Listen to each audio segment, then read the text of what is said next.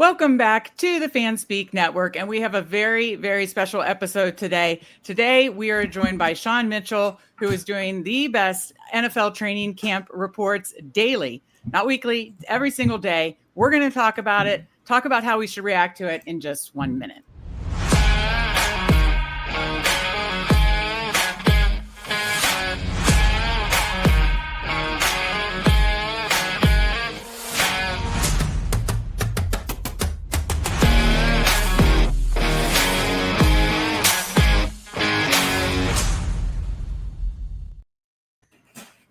That's right. This is a very special episode today on the Fan Speak Network. If you are not already following Sean Mitchell on X, you should be.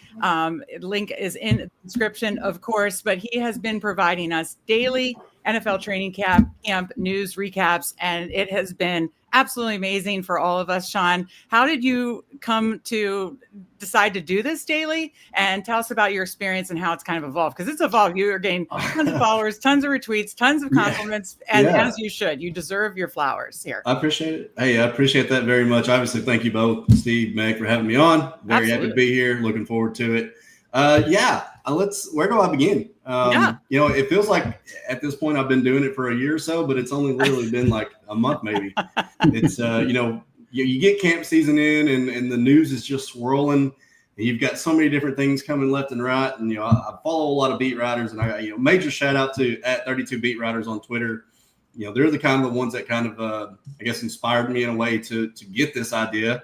It's nothing proprietary, obviously. It's nothing that's, mine only or, hey, I'm the only one doing it. There's a lot of other people that are providing great nuggets and doing a lot of the same thing. So shout out to everybody out there that's grinding it and doing it. But I was on, I was about to go on vacation and it was like the first day of training camp. And, I was like, hey, you know what? 32 beat writers, they retweet a lot of, good conversation and stuff like that, good reports. And I was just reading over it, and I'm sitting there thinking to myself, I'm like, man, it would be really cool if you could just get like everything into one page, like, even if it's a Word doc or something, just be like, post it. Right. And then I was thinking to myself, I was like, well, I've got the premium Twitter. I was like, I can actually write a little bit longer form. I was like, maybe I just, take what I've read throughout the day, because obviously we're grinding best ball. That's what we do. Right. So news is huge, right? News is a big piece of our puzzle, especially when we get here into the drafting season. We're in camp news. Rookies is flying up the board. All kinds of stuff is just going haywire. So I said, my main intent, and that was the first thing, is like, you know what? I'm just going to post a few notes and just see if anybody is interested, see if it's even worth doing. Great. So the first night just kind of blew up.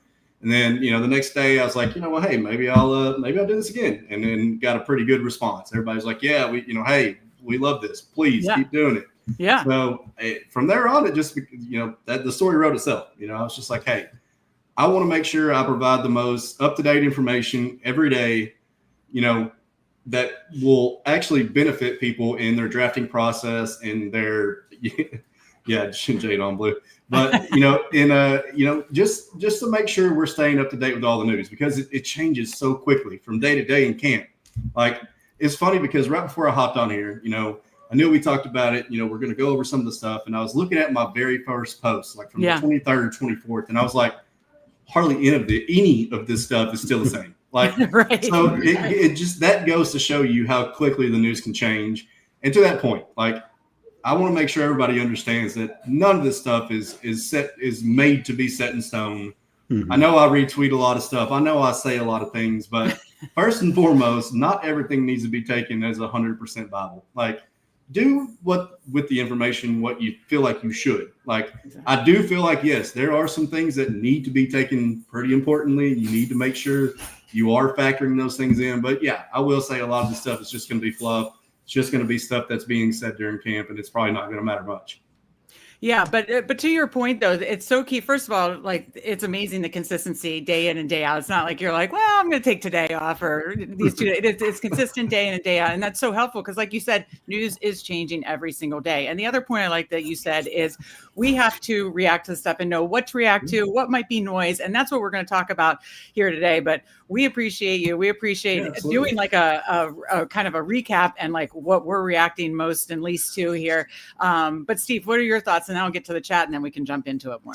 Yeah, well, no, like you said, like the news changes so much, and I think you say it perfectly. Like there is important stuff out there, but you're trying to just put the news out for everyone, and people have to react to it how they feel they can value it. Yeah. And I think that's important because also, like you said, like things change. Like somebody who, maybe looked bad, like you said 2 weeks ago, maybe is having a great day or a great week, or really starting to step up. The other thing is, I'm sure you're like probably sick of reporting, is with all these little injuries, the hamstrings, the groin. I mean, my God. Yeah. Yeah, and of course that's a big one, and people were like, oh, well, we're still a month out. And, it's like, you look at Joe Mixon or you look at, guys like Khalil Shakir, and you're like, well, these guys could bleed into week 1, week 2. So that does change things, quite a bit. But yeah, and to that point, Steve, what you said about, making sure, and that was my main intent when I started doing this and saw that it was actually going to be something that people would want, was like, I want to make sure it is the most pertinent, which of course we're all into the streets again. So I kind of understand what information already is a little bit more pertinent than others. And, I'm not going to, like Devin Neal got injured today. I didn't really put that in the report. It's like stuff like that. I'm not really going to report. I'm going to make sure it is the most information that impacts the 1s, the 2s, the 3s, and the stuff that everybody needs to know if they're doing drafts. I mean, so that was the main intent. That was the main focus, was to provide the most actionable, easily digestible content in one tweet. And it would cover essentially almost a 24-hour span. Right. Yeah. And I'm going to get to chat in a minute, then I'll bring it over. And then we can kind of dive into like how we make this actionable, like, because that's what the whole purpose is. Like you said, we're in the best ball streets, players ADPs are rising and falling. Steve and I are trying our best to keep up with rankings here, which by the way, we'll do another rankings update tomorrow. But yeah, it's wild. It's crazy. And some of these things, it's like, I don't want to move them down that much more. I don't even like the guys above them. Exactly. So it's crazy. It's so hard. Yeah. It's so hard. It's crazy. But again, tell the people where else they can find you. Because again, your Twitter link in the description. If you're watching this, you're probably already following Sean in these amazing reports. But if for some reason you're not, this is key actionable information. And then tell about your YouTube channel, or I know you're doing shorts and stuff like that. Yeah. So and that was the thing is, my wife, it's funny. I gotta give her credit for that, because she's like, because she's big on TikTok, and I've never really, been on TikTok. And I'm like, she's like, you should really do this stuff on TikTok. She's like, you could really probably, get it moving pretty quickly. And I was like, all right, well, whatever, I'll try it, So I was like, and then I said, well, somebody brought up in a group chat that I'm in, they said, you should do these in a YouTube short. And I was like, I have never done a YouTube short. I barely even know how to do a YouTube video at this point. And so I was like, you know what, maybe, and shout out to Justin Herzig, because I know he does a newsletter, the FF60. Shout out to him, because that's a really cool concept. Mm-hmm. So I thought about that myself, and I was like, what if I just do a quick 60-second video highlighting some of the most important injuries, some of the biggest news, and then say, hey, look, go find me on X at SMitchell17. So kind of ties it back to that. And then also, I made a TikTok, and I was like, Sean recaps NFL, so that was, I was like, that'll be something, because, the plan is for me is to kind of continue to do this even in the season, start trying to do some of the popular, some of the more pertinent information from each game, and try to keep the information stream going. I felt like that's something that can continue on, keep people, looking at stuff and keeping them updated on things. So that's awesome.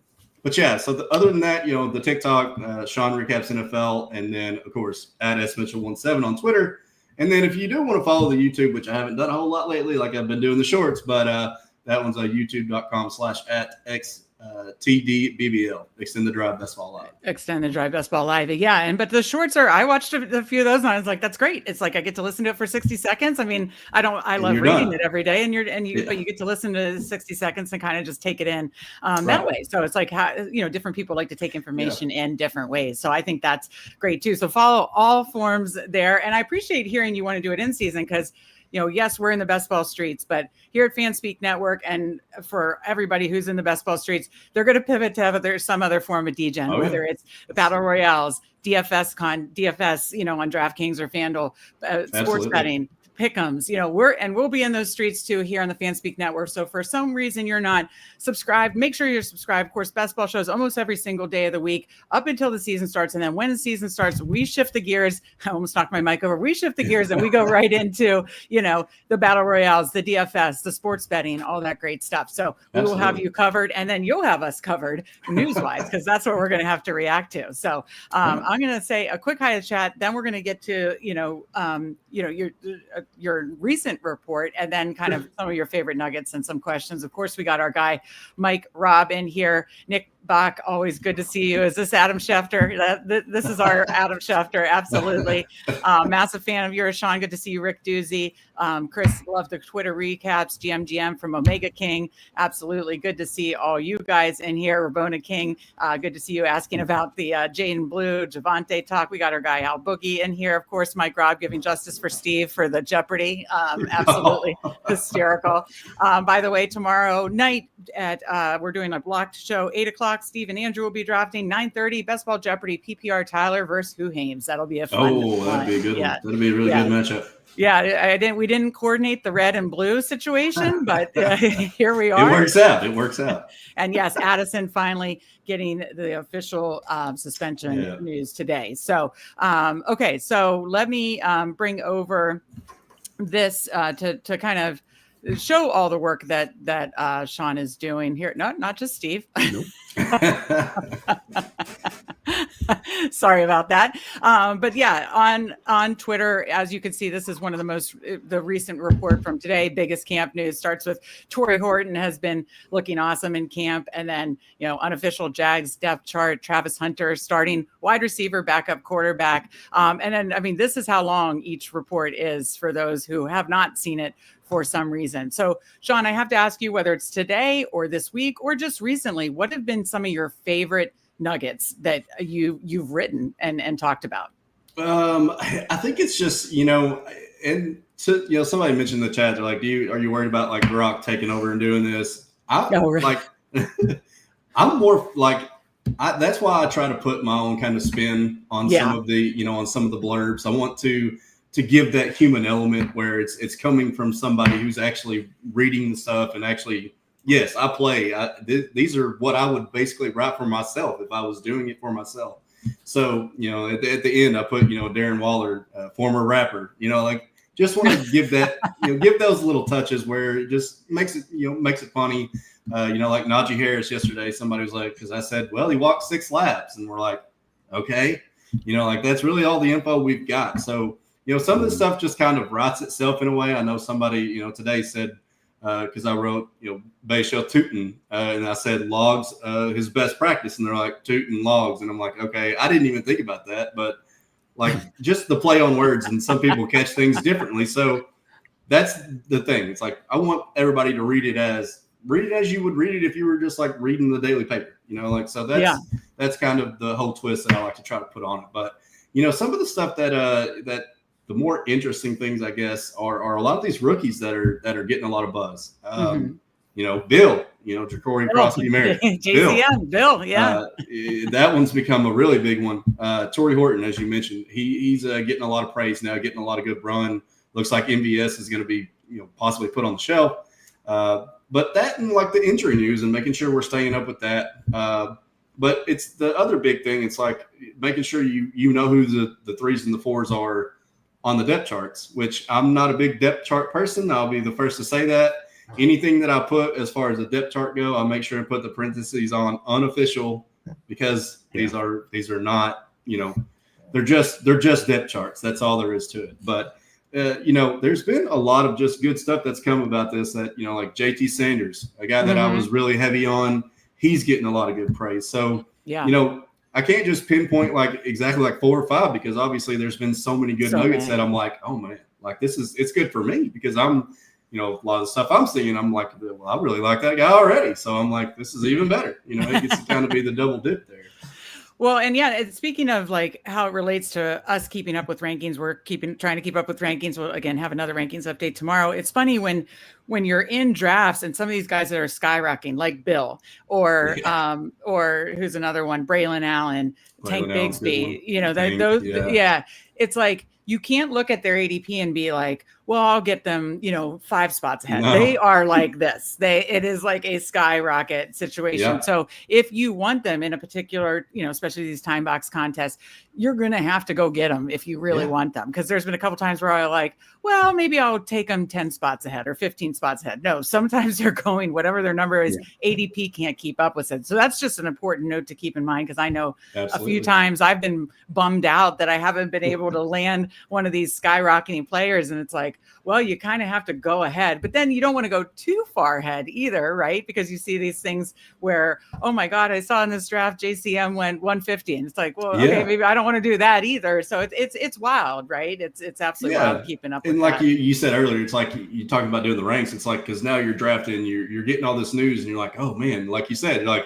these guys are going 10, 15 spots earlier. But you see that one guy that you've been drafting already, and you're like, I really like him, and maybe I'll just try to push it. Yeah. And so you do it, and then you miss out on getting that guy, and you're like, okay, well, now next time I'm going to go ahead and take him those 10 spots, ahead. So it's like a double-edged sword. It's like you got to really know, and that's the big push with the market. Like, the market is reacting to the ADP in real time. So that's like you said, like you have to move. A lot of, there's still, I saw JCM go in the 18th, 19th, still in a couple times. It's like, and Torrey Horton, he's not really, the market hasn't really adjusted to him yet. So you got to hammer him while you can. And that's a really big impact. And that's a big part of the game we're playing right now. Oh, absolutely. It's definitely the game we are playing right now. August is absolutely wild. Hot best ball summer is officially it is here. It is absolutely here. By the way, we'll get to questions and chat at the end. We're going to kind of do a roundtable here now with Sean, kind of reacting again, because all these reports, because again, this what Sean's doing is every single day recapping all the news from training camp. He's doing it every single day. And then it's our job to react correctly to it. And like I said, in the streets and how we react based on these prices and everything. So let me go round to table style here. So Sean, question for you first, which players based on these players based, I guess the biggest ones, based on these recent reports and training camp notes recaps, are you pumping the brakes on the most? I mean, obviously some will be related to injuries, or some could just be, bad coach speak. Which players are the biggest ones where you're like, okay, I'm going to hold off for now?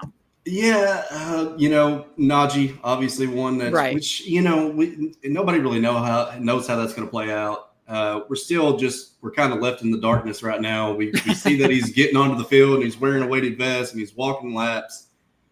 Is that a sign that he's going to play? Is that a sign that they're just trying to see, like, if he can play? Is it like, so with the little bit of information there, it's really hard with him.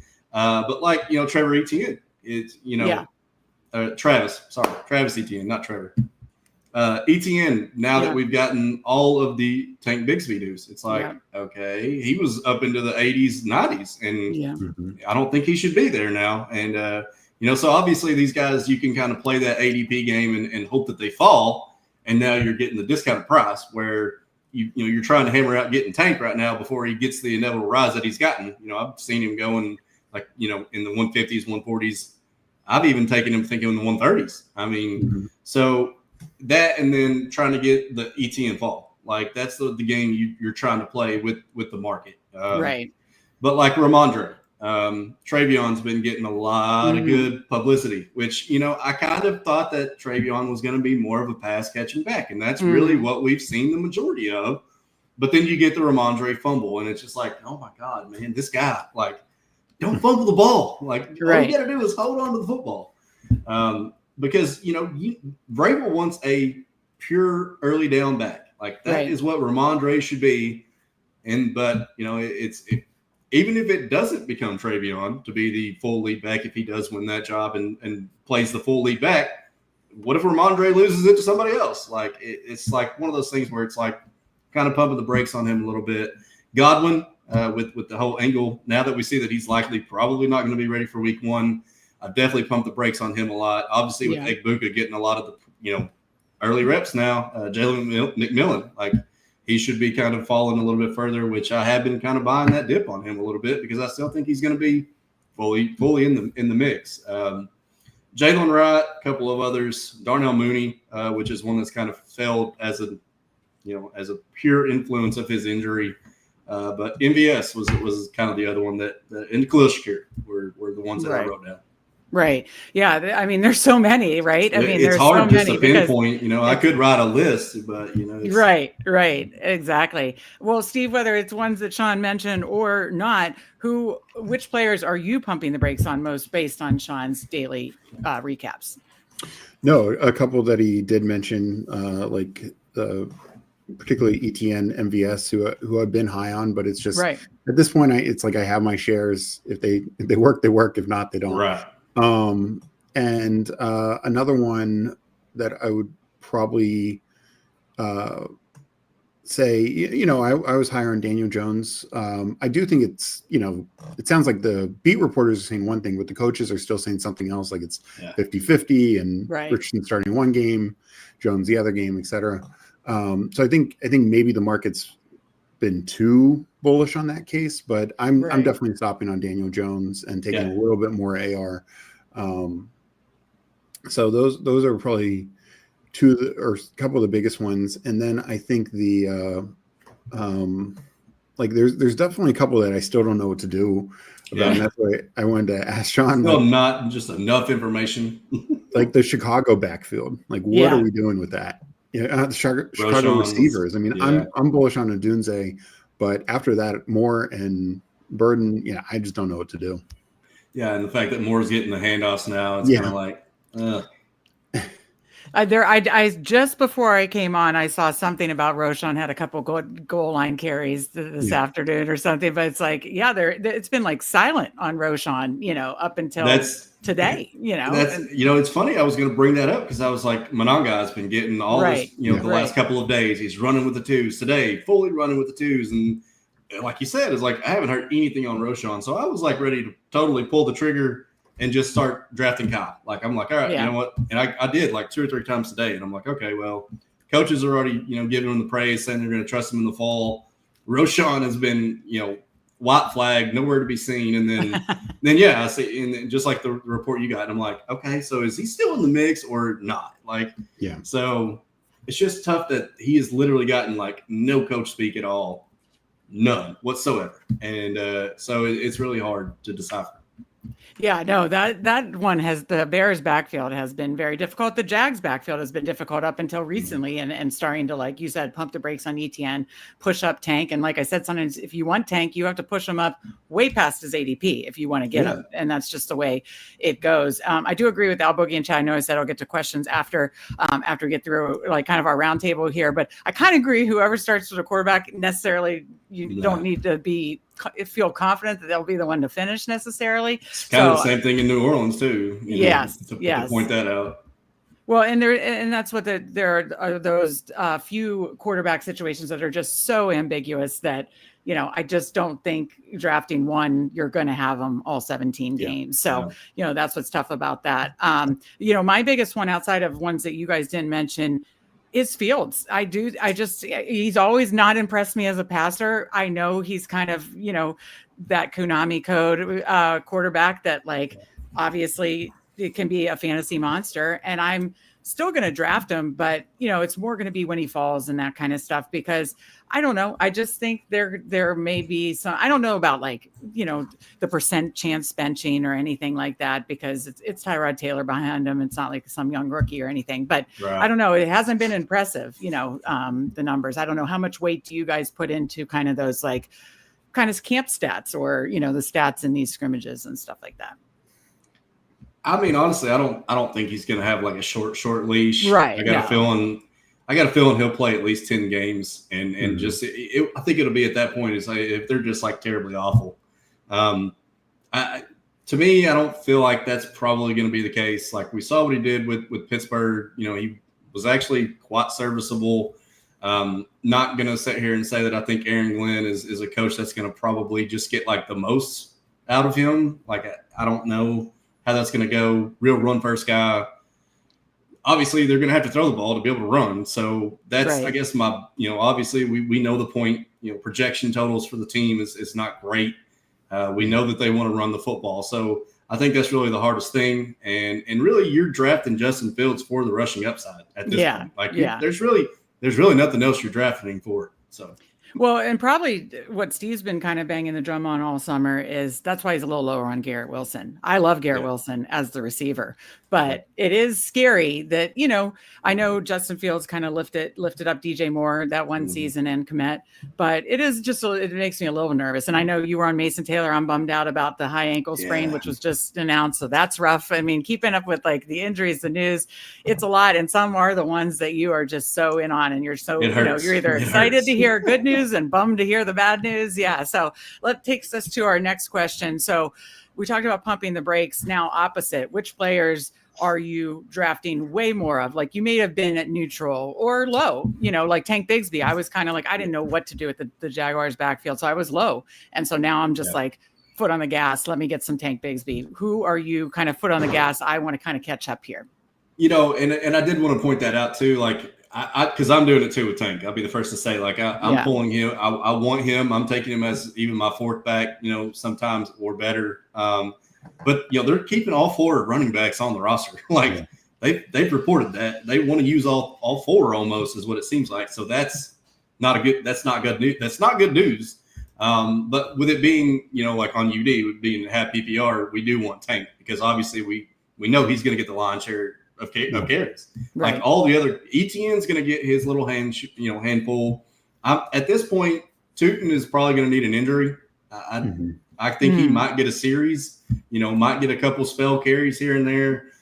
Then you got LaQuint Allen, who's essentially looking at a third down role. If he gets that over ETN, it's kind of like you got the backup for each one there. So but don't get me wrong, I'm still full because I was kind of out on Tank. I was taking a lot more ETN in the 120s, 130s, and he rose up real high, and I was kind of not taking any of them. And then after I started seeing those first couple of reports that Tank was getting the first carry every single practice, and I'm like, okay, well, we have seen enough. Like, if and there's a lot of people that are still skeptical on that, and I'm like, do you need much more? Like, do you need much more information? But yeah, Tank's definitely one. Another one's Braylon Allen. I know we kind of mentioned him already. Yeah, we know, again, into the point, like we just talked about the Jets, Aaron Glenn wants to run the football. He's already kind of essentially pointed and alluded to the fact that he wants to use a two-back system. He kind of already said that he likes the Monty row for Braylon Allen, likes the Gibbs row for Breece Hall. And here lately in a lot of the practices, we've seen a lot more of the highlights be Breece Hall catching the ball. So to me, that kind of speaks for itself a little bit, and I'm definitely hammering out some Braylon Allen. JT Sanders, again, is I was already taking a lot of, and the market's still just, they don't like the Panthers or they don't like him. Because I'm taking him as a tight end 3 a lot. Like, we're still getting him around pick 200. And I was going to say, he's not moving up at all. Pacheco is a guy that I've really started hammering lately. I got to shout out, the Wall. Jim Waller. Yeah, Jim Waller. He came onto my stream one time, and he was taking him in like the 70s and 80s, way back before we knew that he was even going to be healthy. So I got to give him props on that one. After that, I kind of was like, maybe I should start taking him a little bit, and then I did. And now we're seeing that he's fully healthy. From what today's report, I saw the video today. He looks great. He was tearing up the dirt, hardcore. Looks good. But other than that, I've taken a little bit of Taj Brooks, DJ Giddens. I think those are a couple of guys that have gotten some good stuff. Matthew Golden is a guy that I've kind of really came around a lot on lately. I think I was not taking a lot of Golden because we know how the Packers are. Yeah. I didn't know if Golden was going to technically be the first starter. Didn't know if Jaden Reed might get the shot at that first, but it looks like it's going to be full of Golden, Romeo Dobbs. It looks like Jaden Reed's the slot.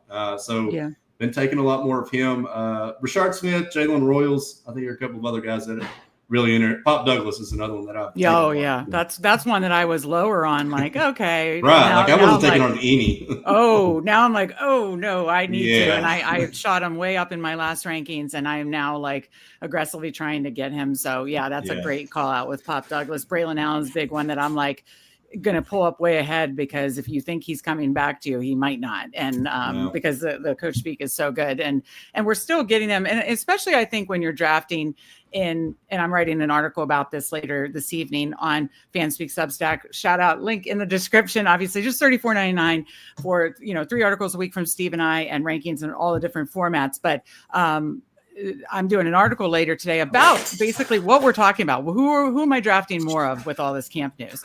And awesome. Braylon Allen is definitely one for sure. A lot of the guys you mentioned, JT Sanders, Braylon Allen, Tank Bigsby, all these guys.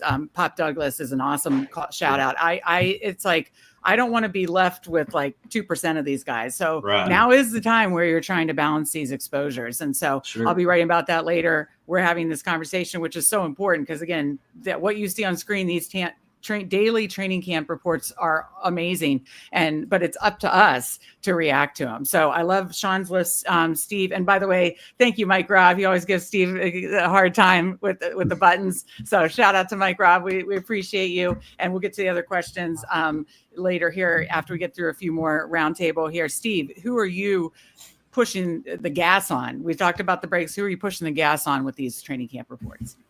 Yeah, so definitely a couple, JT Sanders is definitely one of my biggest ones.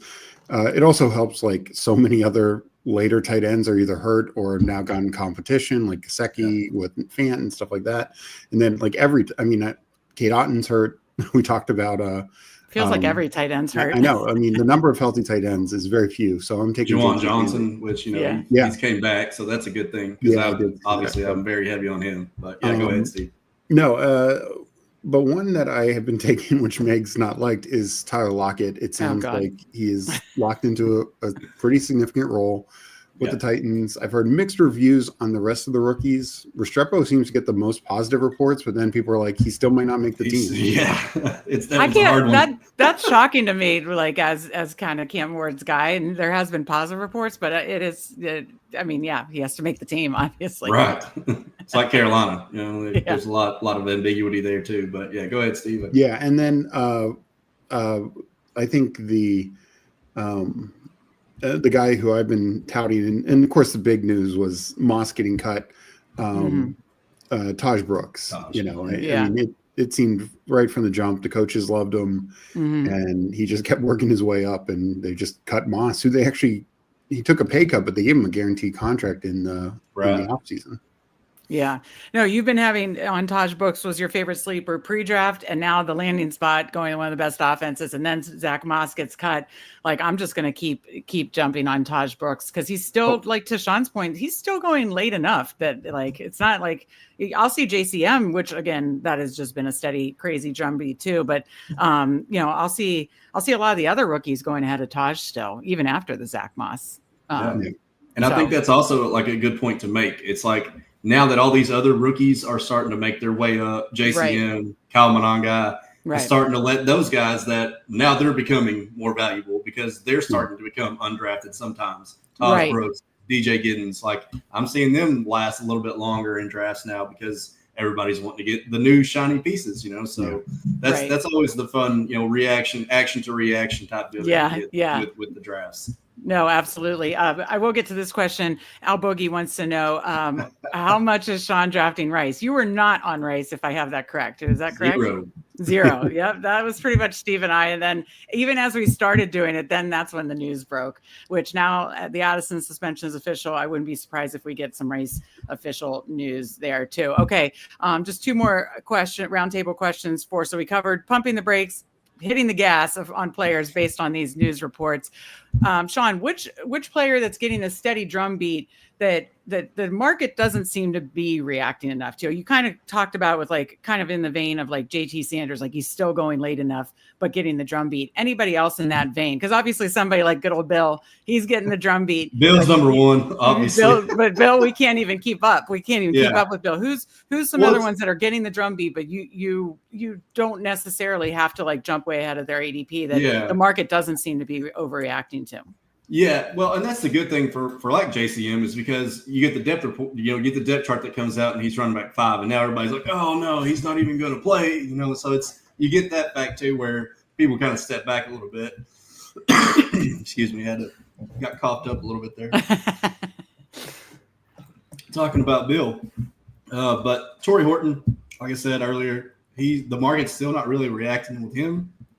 Hunter Renfrow is one that's been thrown out. Jimmy Horn is in the same kind of reference there for Carolina, which a lot of ambiguity. We don't know who's going to make the team. Coker. Jordan James is one that a lot of people are not on right now. Sorry about that, but in the report today, Garendo isn't. Garendo's going to be out for a few weeks. Yeah, you want to have the CMC handcuff right now. Looks like Jordan James. So Jalen Lane in Washington is one that's been getting some good stuff. Although Luton McCaffrey kind of is too. Mm-hmm. Alexander Madison. That's a crazy one. Yeah, it's not going to sound great, but he has considerably got more and more good camp news. And it's even got me drafted. Like, I took him in round 18 twice today. I'm like, you know what? I was telling myself back when they drafted Ollie Gordon, I was like, I either want Jalen Wright or I want Ollie Gordon in any draft. So now it's like, now I've got to catch back up because I was like telling myself, I want to have a Miami back in every one of my drafts. You got to have the Miami back. Yeah. So now seeing that he's getting the short yardage, I'm like, oh my God. Yeah. It's like, okay, I got to draft some. I don't care if it's just like 6%. 4 to 6%, I'll be fine with it. Other than that, Tyquan Thornton. I know everybody hates him. Everybody's like, oh, he's only a camp star. He's got a really good report going with Mahomes right now. And if Rashid Rice is indeed suspended for those 6 games, I think Tyquan Thornton could probably see the field. Yeah, I took Thornton in a couple DK drafts the last couple of days, 20th round, so it's a little easier there. But yeah, I mean, you Hollywood banged up, Rice suspended, potentially 6 games. There's just a path, Sure. Yeah. Well, Steve, who else are you drafting? And I know both of you draft on DraftKings too. 20 rounds, a little easier. Yeah. Who are you drafting that you can still get later, where it's not like you're having to jump way ahead of the market, but there is somewhat of a drumbeat for them? Well, I mean, I think to me, Pat Fryermuth, the fact that he in underdog drafts goes undrafted sometimes. 18 round. Now 18. Even Jonnu is banged up. There have been reports that he could still be the number 1 tight end, and he's going 40 picks past Jonnu. He's free. Yeah. He's totally free. And, they didn't add any other receivers, and I don't think Keenan Allen or anything's going there. So that one is one that I feel the market is handling wrong. I think another one that the market is probably handling a bit wrong is, we've just seen consistent great reports of Darius Slayton with Russ, clearly behind Neighbors, but Wandale's been banged up and struggling from what I've seen. And I just think Slayton is still kind of like a 17th rounder. He's not moved up an inch. I did see, Hyatt had a good camp day the other day, but really, they paid Slayton, so I'm just expecting him to be the clear number 2. Yeah, no, I think that's a good one. I think both of your list of kind of those drum beats to follow that the market doesn't seem to follow, and that's key because it's also reacting and making sure we're reacting the appropriate amount, not too much, not too little, and then reacting where others aren't, maybe. So I think those are key. I'll throw out 2 others that I'm shocked the price hasn't jumped, and we'll see what happens today because I think it was just the interview with Liam Cohen saying Hunter could play 80% potentially of offensive snaps. I'm shocked he is where he is still as far back as he is in the 50s. And I'm going to still keep grabbing Hunter, Travis Hunter, that is. And then Tyler Warren seems to be consistent, good reports. And I'm surprised that he hasn't jumped up more, kind of almost to that like Mark Andrews range. I'm really, really surprised. And so I'm now trying to get more. I've been on Warren steadily pre-draft and post-draft, but at this point, it's like, well, if his price isn't going to raise, I feel like that's been a steady drumbeat, though it seems like a lot of the Colts receivers there are, but it seems like he could be used kind of like a Swiss Army knife. How are you guys handling Warren? Are you guys both high on him? I've been all gas. All gas. There we go. All gas. I've been taking and it's funny you mentioned Mark Andrews because that's kind of a similar situation, with Isaiah Likely going down with the fracture. So, and he really hasn't exactly moved just a ton. I have been seeing him getting taken around the hundreds, a little more, getting scooting up. But no, Tyler Warren, I've literally, if I get a chance to get him, I'm taking him. Yeah, same. Any other thoughts on that, Steve, before I get to my next question? No, I am generally in agreement. I mean, part of the issue with Warren is I take a ton of Andrews there. I take Ingram there, and Loveland also kind of goes into that same area. And then you get, to that point, Steve, like we get the whole, Ben Johnson says his foremost, trustworthy pass catchers, and it's not Loveland, and you're like, you got to say that, right, man? Right. I'm sure he probably has to say that. And then Kmet, gets the injury today. So right. Yeah. I did want to ask Sean, speaking of tight ends and in that range, and I know I think the injury is minor, but Tucker Kraft, I've been taking on him a lot. But it's also like I've seen positive things for Luke Musgrave. Like, how are you handling that situation? Because last year, obviously Kraft just took off, but also Musgrave missed almost the entire year. I'll be honest, I bought which Tucker Kraft did return to practice today, so that's a good thing. I still think they're very high on Tucker Kraft. I think that they, as long as Musgrave stays healthy, I do think he's going to play a little bit. It's not really taking me off of Tucker Kraft as much. I think the only thing taking me off Tucker Kraft lately is Tyler Warren, Mark Andrews, the guys that are in that range now that have like much better situations. I feel, again, Green Bay did just draft. They've got receivers. That is something that they are not, lacking in. Whereas, like you said with Tyler Warren, like you've got good receivers. They're not great. Green Bay paid up. So to that point, I think I've got a ton of Tucker Kraft. I'll say that. But here lately I've been kind of easing off just because of the other players, other tight ends specifically in that range. Yeah. Right. Yeah, no, I'm kind of the same. I was at like 15%. I'm probably down to 12 now. And, I want to be at least at the field and probably around 10%. Yeah, I think 10% is a pretty good number. Right. All right. One more question for you guys. And again, if you guys are coming in, like our guy Eddie came in, we appreciate you guys joining us in the chat. We'll get to some questions in a minute. Hit that like button. We certainly appreciate it. If you're not subscribed already to the FanSpeak Network, make sure you're subscribed. Daily best ball shows every single day, pretty much. And then, of course, we will keep it rolling once the season starts and have you covered for DFS, sports betting, pick'ems, all the fun stuff. One more question here, Sean, and then we can kind of get to any questions in the chat. So what now moving forward are the biggest stories that you are going to be following like a hawk for the rest of training camp, even preseason? Like, what are the biggest stories that you are on from doing these daily reports? Again, as you can see, if you're watching, you can see these are very thorough reports every single day. So again, check out Sean Mitchell's Twitter. If you're not already followed, link is in the description. It is a must follow for these daily reports. But what are the news stories that you are like watching like a hawk? I want to see the Joe Mixon thing here. Yeah. I want to see how that plays out. We were not really given a lot to coming into the training camp, and then all of a sudden he's in a walking boot, and then all of a sudden, bang, he's like, now he's questionable for week one. Nick Chubb's taking, all the reps. Had a really good day today after I said that I was totally off of him. So that's always fun.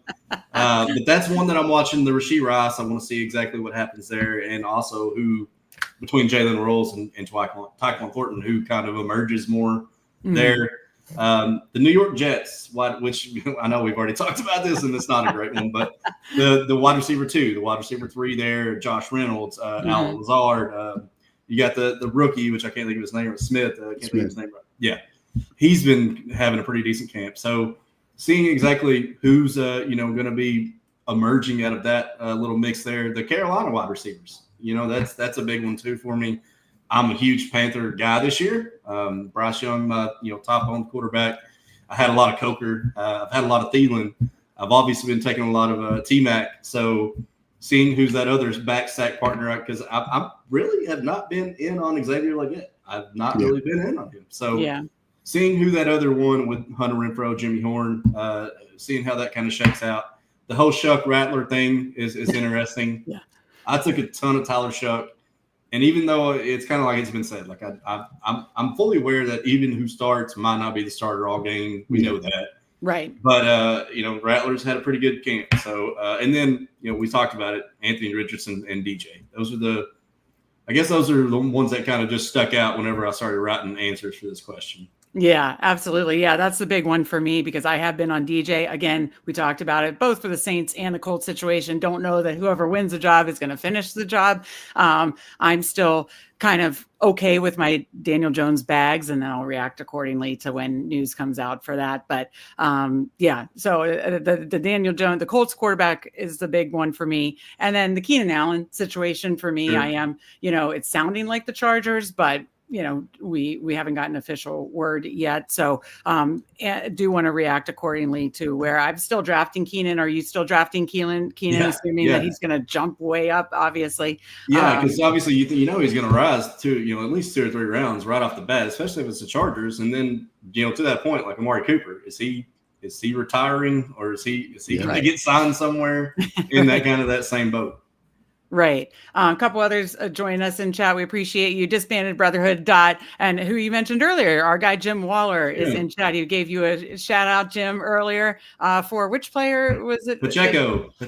Yes, for Pacheco. Good to see you, Jim. Riccaduzzi says Pacheco. Lots. Yeah, put you on Pacheco. I got on Pacheco a little later, but have been steadily drafting more of him as well.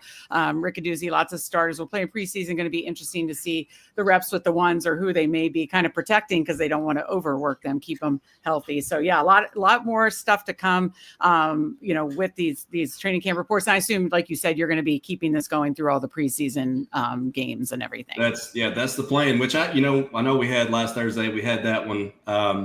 I thought about kind of making a post, but I was like, all you really got out of that was like KLS, Trey Lance. It's like, so it was like, I didn't really feel like that was real pertinent and needed just, a big tweet for us. So it fires up on Thursday. Go ahead.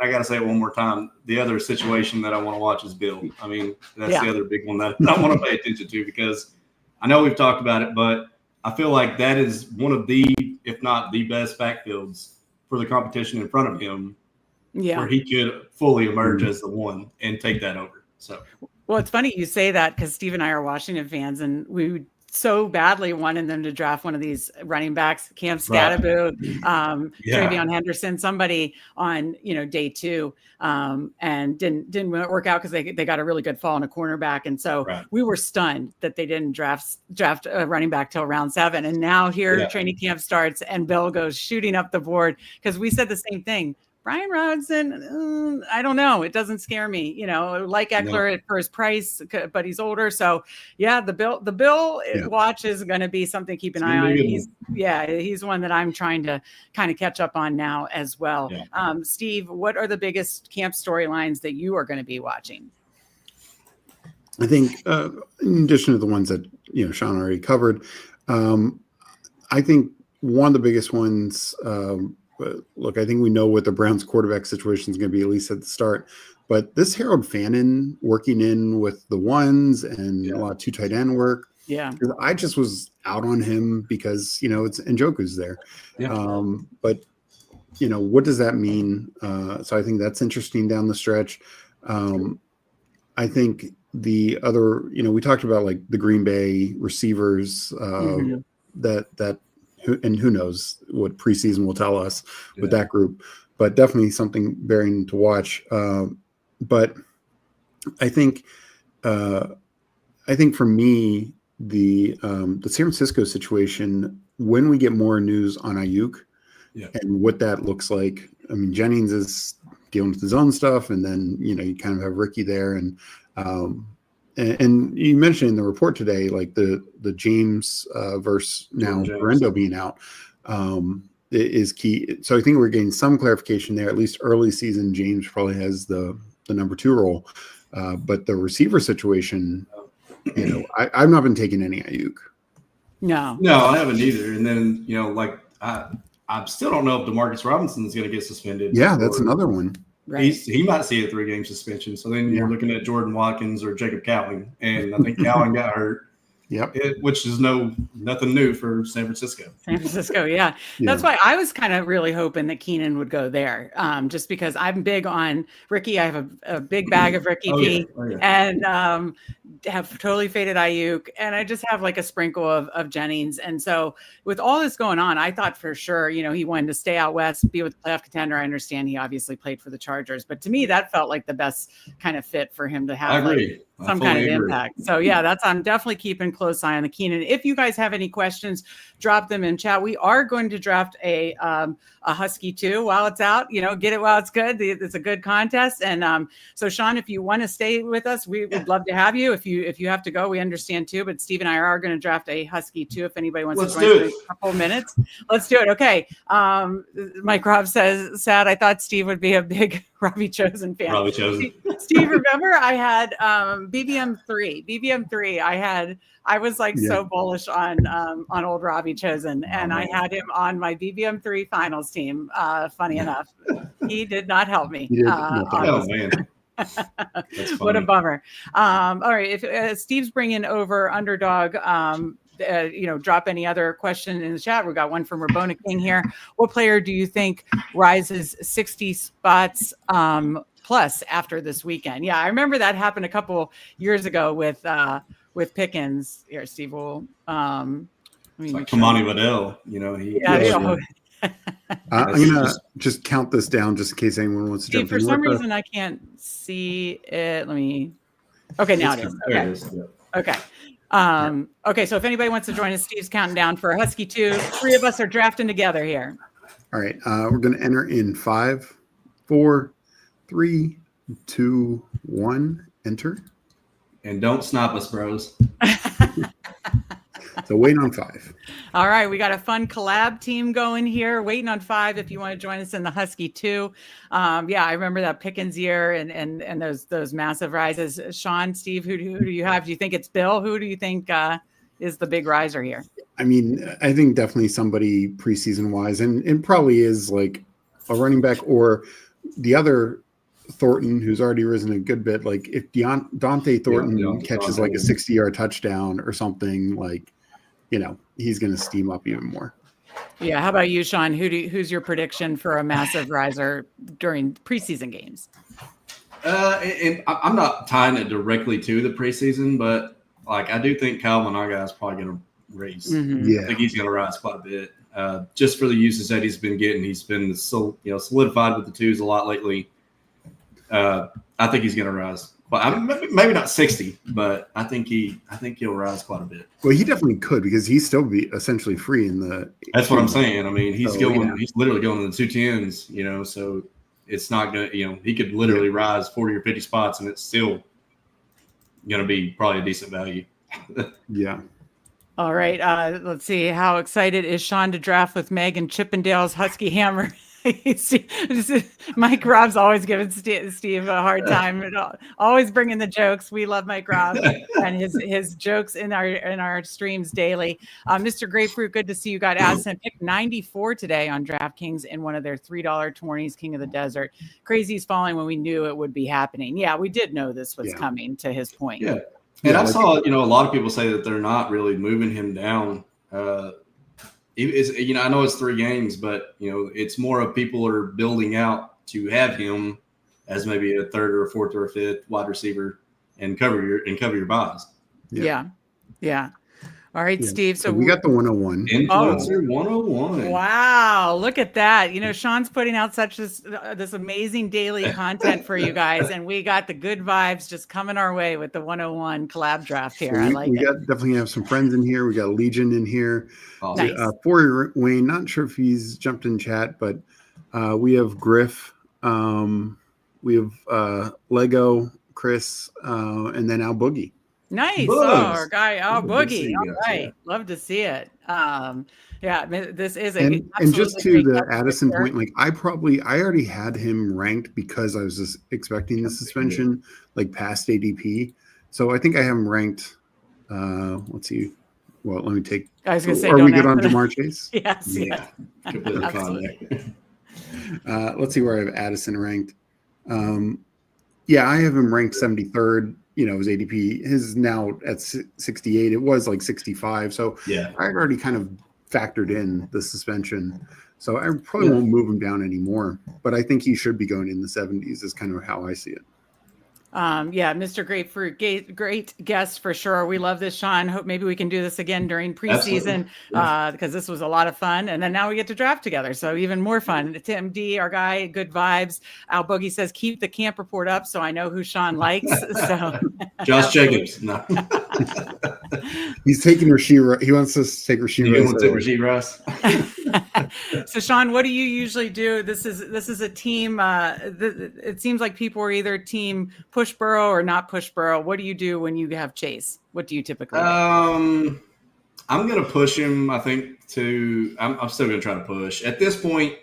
Somebody said it best. Like there's going to be so many of those combos that it's became where how much are you going to win whenever you win? Like, of course, you do want Joe Burrow with Jamar Chase, but I think at this point, and obviously I know we've all drafted a lot of teams, so we probably all have a lot of Chase Burrow, right? Like I do. I know I do. I'm sure you guys do too. Yes, yeah. So at this point, and especially since he's fallen a lot, now you can push him to that 6-7 spot round at the turn because he's fallen so much there. Like he's just generally making it there.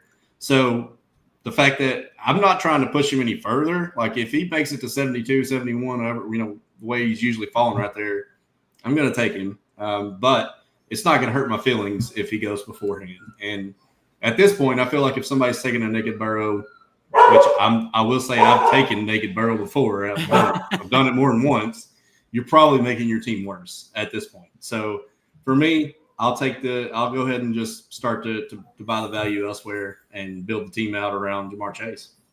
Yeah, I do take Burrow at the 4-5 turn more earlier in these type of contests, just because it's not the whole BBM large sample of all the different prices type stuff.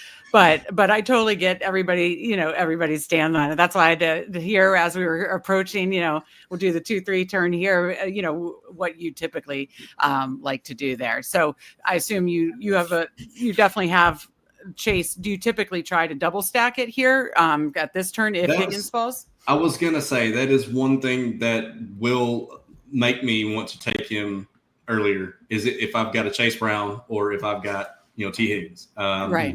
If I do have, which I'm not pulling them up per se, but Tiggins, Tiggins, he generally falls there anyway. Yeah. So if he's there, it's like, okay, I'll take him, So yeah, if I've got two of them, I'm probably prioritizing Joe Burrow at that point. Right. Yeah. That's pretty much what I do too. But yeah, no, I mean, I respect everybody, different strategies and especially different strategies in different contests too. So yeah, I was coming up curious. in 2 picks. Yeah. What do we got? Are you guys feeling? Bowers is still there. He's gone. Tyreek Hill, Chase Brown, T Higgins, Trey McBride, Marv.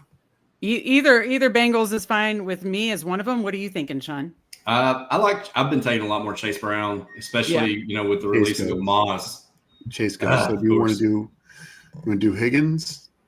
I'm fine with Higgins. I mean, I don't mind the double stack, or we could do McBride, have the week 17. I've done quite a bit of both. Do you want to do that here? Do both? Higgins and McBride? I don't mind it. Yeah. Because you're getting the massive week 17 game right there with two teams that could shoot out. And we already know McBride's going to be main target. Well, I mean, I have a little mix with both, but I don't mind it for something like this. I think McBride allows us to stop at 2 tight ends. Sure. And just,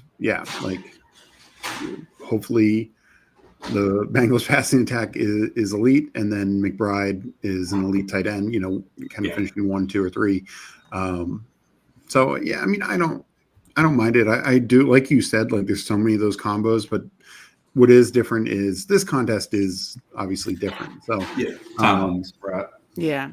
Steve, so, can you go back to the board? Yeah. Quick question. Mr. Grapefruit says, are you all prioritizing Jordan James in the last round pick now that he's practicing and Grendo is not? Sean, how about you? I think he can. Like, I don't see why not. Like, he's going to go undrafted a lot, especially in these time. If it is a time box, yeah, absolutely. I would definitely. You obviously want to have the handcuff to CMC. You just do, right? At this point, the guy's not stayed healthy, although he's fully healthy right now, so they say.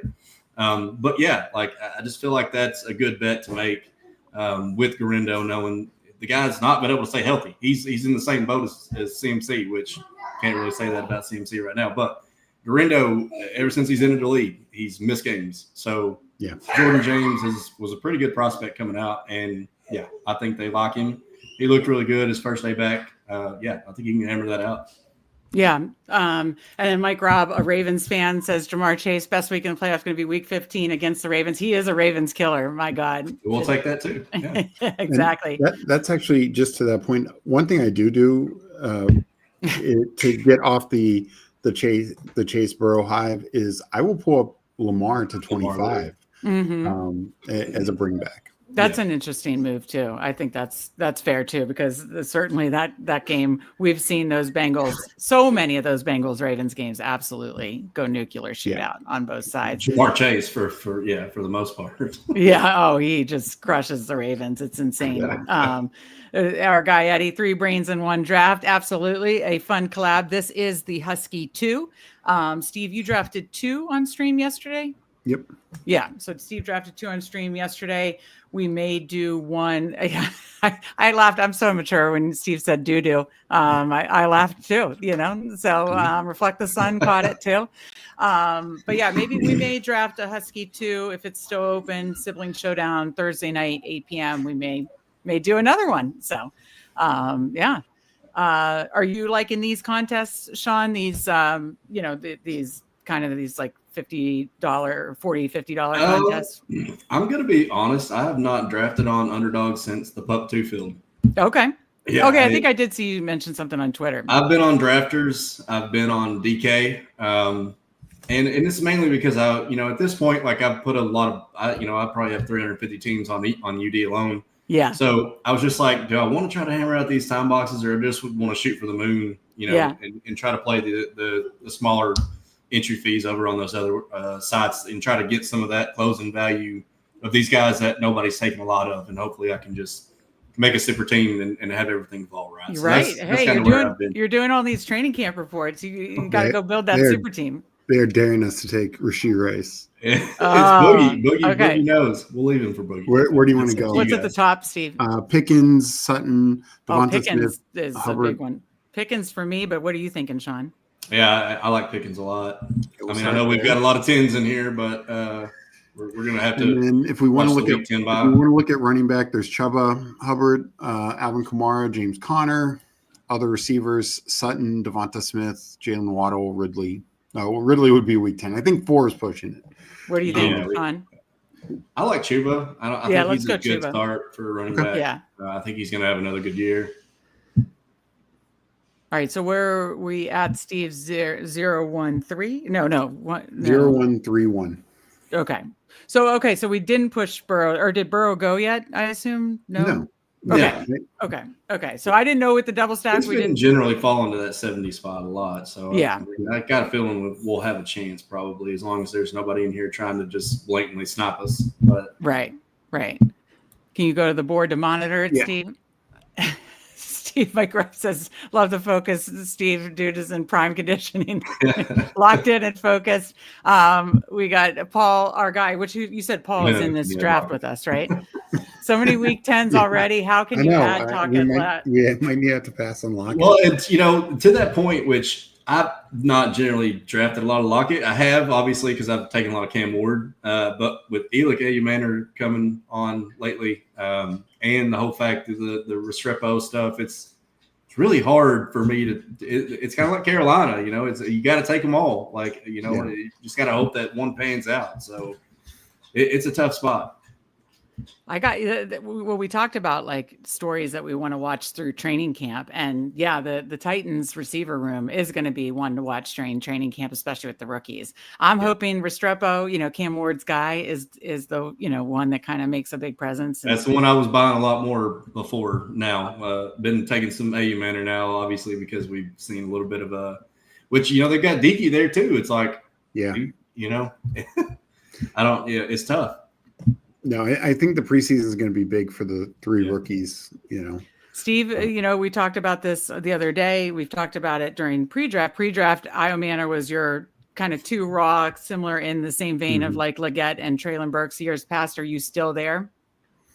Yeah, I mean, to me, I think he could play, but it's what I've said all along. Like he's like a Mac Hollins type where he's a good blocker, so he could get on the field for that reason. It's just he's not really great at the whole route running or catching the football. So now does he make big strides already in one camp? Maybe. So that's why I say preseason I think is going to be so big for him because even being on the field is one thing, but earning targets is quite another. Right. And that's kind of why I like Restrepo, because he is a good route runner. Like that's his specialty. He's not a super fast guy, as we already know, but what he does, make up for that is in his route running. So yeah, and DK, to your point, like he's such an athletically gifted guy. Like if they find ways where he can get on the field, he could earn targets and just make splash plays for you. Right. But it's tough. So training camp heats up this Thursday, correct? Doesn't that then it's pretty much like Thursday or training. Preseason. Whoa. Yeah. No, the preseason games heat up this Thursday, where then pretty much every weekend is going to be like Thursday through Sunday, right? Thursday. Yeah. Getting into the good stuff. Meg, are you there? Yeah. I thought Steve's face, he was making a really weird face. And I was like, did we lose him? Well, Steve, if you can hear us, try to take Burrow. If not, okay, he's hearing us. See if I think he's still here, yeah, but and then I'd say Ricky P or I can't see the board as well. I'm not sure if that's Caleb Johnson or Jordan Mason. I think it's probably got to be Caleb Johnson. It's Caleb Johnson, Monty. That's been in your reports. Yeah, of course. Somebody takes Burrow. Yes, we could hear you. That was scary for a minute. I was. So who did we get, or did we? We haven't yet. Okay. Somebody just snapped us from Burrow. So top running backs are Caleb, Monty, Pollard. Top receivers are Addison, Jaden Reed. I'd say follow Sean's reports and the touchdown king of Caleb there. But what are you thinking, Sean? Yeah, I'm completely fine with that. What about the other pick? I'll let Sean give his thoughts. Top receivers are. I like Mbuka. Let's go. Yeah, I need more. Yeah. I need more Mbuka for sure. Yeah, he's going to be early and often, so I got a feeling he's going to be a riser as well, especially once the definitive news that Godwin is not going to be ready for week 1, which he's already rising. So right. Yeah. So Steve, give us a recap just to think through the next. We are 0-2-4-1 running backs Hubbard and Caleb Johnson, receivers Chase Higgins, George Pickens, and Mbuka. Tight end tens. Yeah. Well, we have a lot of potential stacks still with Dak, Kyler. Got sniped on Burrow, but we still have like Dak, Kyler, and Baker. Yeah, that's a biggie for sure. Al Boogie, ask Sean who he likes next. Is Al Boogie right next to us? I forget. He's at the turn. He's at the turn. Oh, he's at the turn. Okay. Unstack Burrow, we got it. But in this tournament, I do feel like in the smaller field finals and that kind of stuff, you can play it differently. So no, totally get that. So Sean, I got to ask you while we have a mini break here before we discuss our next pick. So our guy Cam Scattaboo, he nervous about the hamstring, but we got good MRI reports. But now the Tracy Hive's going nuts because we knew they would. Yeah, it was the one beat reporter, Jordan Ronan or whatever, is like talking him up and that kind of stuff. 100%, I'm not worried personally because we're playing for the end of the season. And I think once Cam comes back, now that it wasn't a serious injury, hopefully they play it smart. He comes back and he can still do his thing. So how are you handling the Scattaboo, all the Scattaboo news and the Tracy Hive coming at it? Well, for one, I'm ready to buy the dip again because it's inevitably going to happen. And I'm hoping he falls to like the 130 and 140s. That would be. But, I think Adam Levitan over at ETR posted today, he said that he had even still so, they've had, I think, 43% of the actual design carries for Tyrone Tracy and 34% for Scatterman. Right. If he gets that and then happens to take over short yardage work, he's going to pay off. He's going to pay off. So also the fact that he is really good in the passing game, and that's what he was getting a lot of the praise for before he got the injury. Right.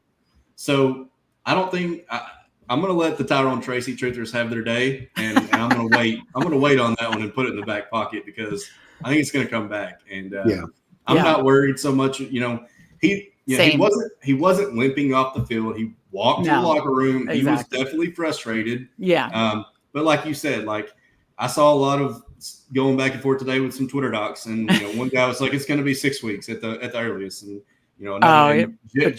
Jeff Mueller. I love Jeff Mueller. He pushed back. It'd be like 3 weeks. So I obviously, he's going to miss that time where he really needs to. But like you said, Meg, that's a late season play. Right. As long as we get him to come back and be fully, into the mix by week 3, 5, 6, 7. Right. I'm totally fine. And again, hopefully we get a good dip. Yeah. And I mentioned Meg, and maybe I'm wrong, but I'm just guessing at this point last year. I don't know if Jordan Rannon and the rest of the beat reporters were saying Tracy over Singletary. Right. I thought I took a lot of Devin Singletary last year. Yeah. That's another big point I like to make. It's that's who Tyrone Tracy had to beat out. Devin Singletary was kind of already burnt out a little bit. He's 26 years old once they signed him. That's all he had to beat out. Cam Scatteraboo is a totally different prospect coming into this backfield, and this is just a minor setback that really sucks for him because I think the hive on the Scatteraboo hive is starting to rise pretty good there, and then we get that news, and it's like, oh man, totally just kind of kills the vibe. But right, we stay hopeful. I was gonna say they killed the vibe, but we're staying loyal. We're still on the clock. Do you want to go Baker? Oh yeah, I'd say completely fine with Baker there. Yeah. And then what do you feel about the other pick, Keon Coleman with the Shakir? Coleman. Who else? Who else is at the top of the board, Steve? I mean, running backs: Etienne, Tracy, Scatteraboo. We're not going to put Scatteraboo, obviously. Yeah. Receiver: Brandon Ayuk, Coleman, Trey Harris, Shaheed. Yeah, I guess it would be. Let's go. You good with Coleman, Sean? Yeah, I'm good with Coleman. Yeah. He would definitely be one that I would take. I've liked Keon Coleman. I mean, shoot, in some of the pre-draft, he was going as far as 140, 150. I had a feeling he would have a chance to take a good. Obviously, the secure stuff helps out, but I felt like he would take that year 2 step anyways. So. No, and he was another one he just showed up in better shape. He looked much better. Yeah, he looks good. He looks good. He still has a few drops. Over? Yeah. Chris Van Zone says we're coping. Give us our copium. It's our copium. You should tweet out there's a Scatteraboo Kofi therapy session. Could get more viewers. Yeah, I mean, I might do it. We meet on Tuesdays at 7:00. Like I said, let's talk again in week 17 and let's see where we're at. I haven't taken Ayuk yet. I've thought about it around 110s. I just think with that multi-ligament injury, even when he does come back, who is he going to be? That's how I'm. Where are you, Sean? I think by week 12, maybe we could start to see some production. Obviously, that's the bet you're making. So if you can get him as wide receiver 6, I've taken him at 5 if he's falling in, like you said, the mid 100s, 110, 112. But right now, I wouldn't probably take him before wide receiver 6 or so. And it's a late play. It's a late play. You're kind of hoping that, as we know, the Niners have not been able to stay healthy. That whole wide receiver group is questionable, other than Ricky P at the moment. I do think Jawan Jennings signs. I do think they bring him back. I think he'll be fine. But at that point, if AU comes back, and we already know this multiple ligament, they're not going to have near the efficiency and the full output in year 1. But all he needs to do is come and score you.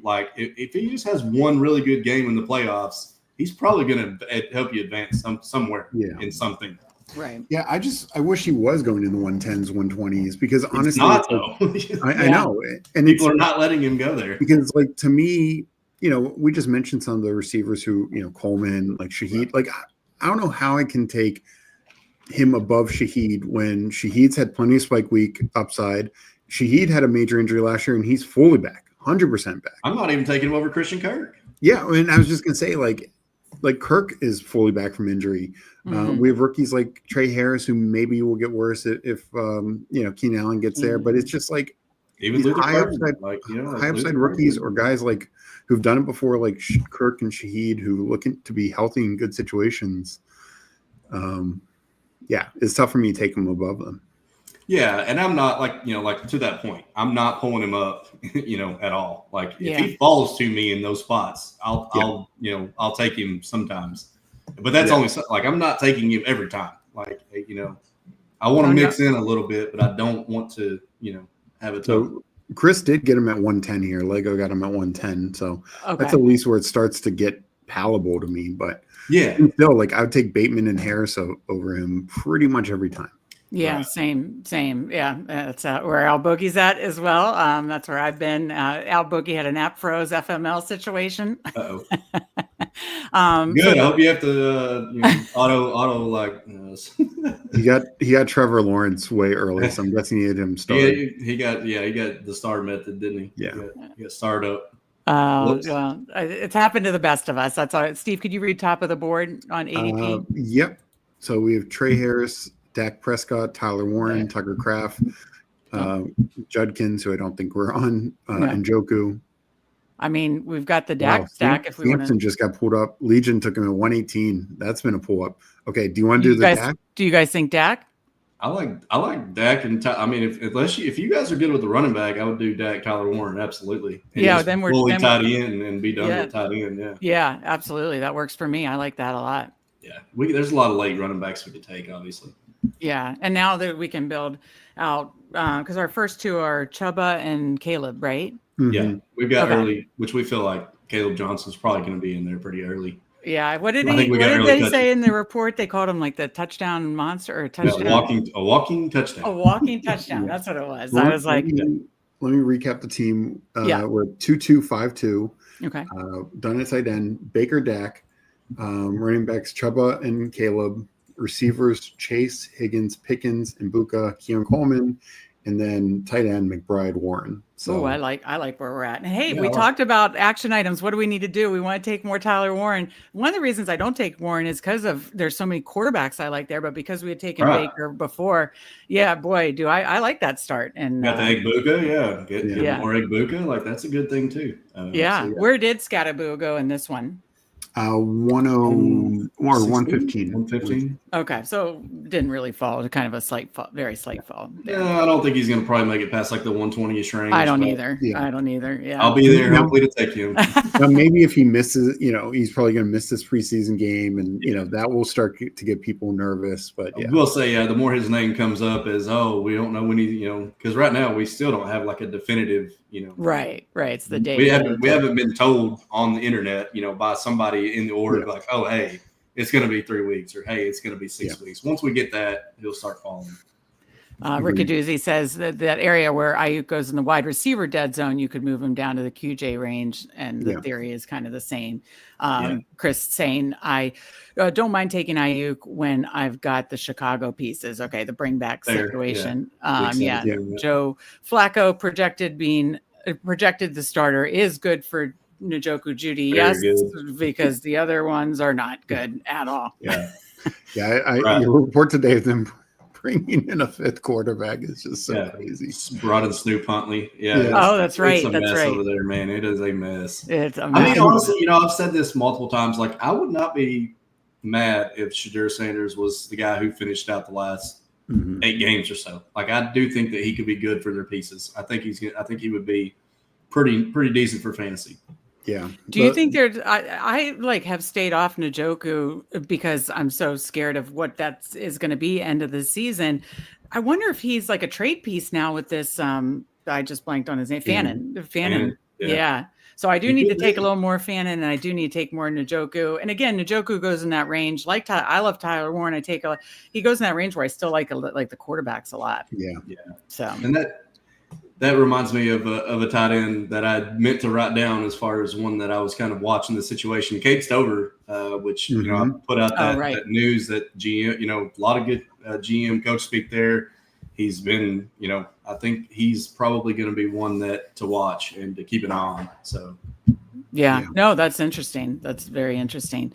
But Schultz is having a good camp too, so I can't really just fully say, oh, you need to be getting a lot of Stover. You can mix him in around 18, 20. Schultz is one of the few tight ends who hasn't gotten injured so far. Yeah, you're right. And he's having a good camp too, because I've kind of been fading him for the most part, and I'm like, now he's having a good camp, and I'm like, come on, man. All right, who are running backs, Steve, top of the board? So Rashard White, sorted by running backs, Najee Harris, Trey Benson, Rashard White, not Grando.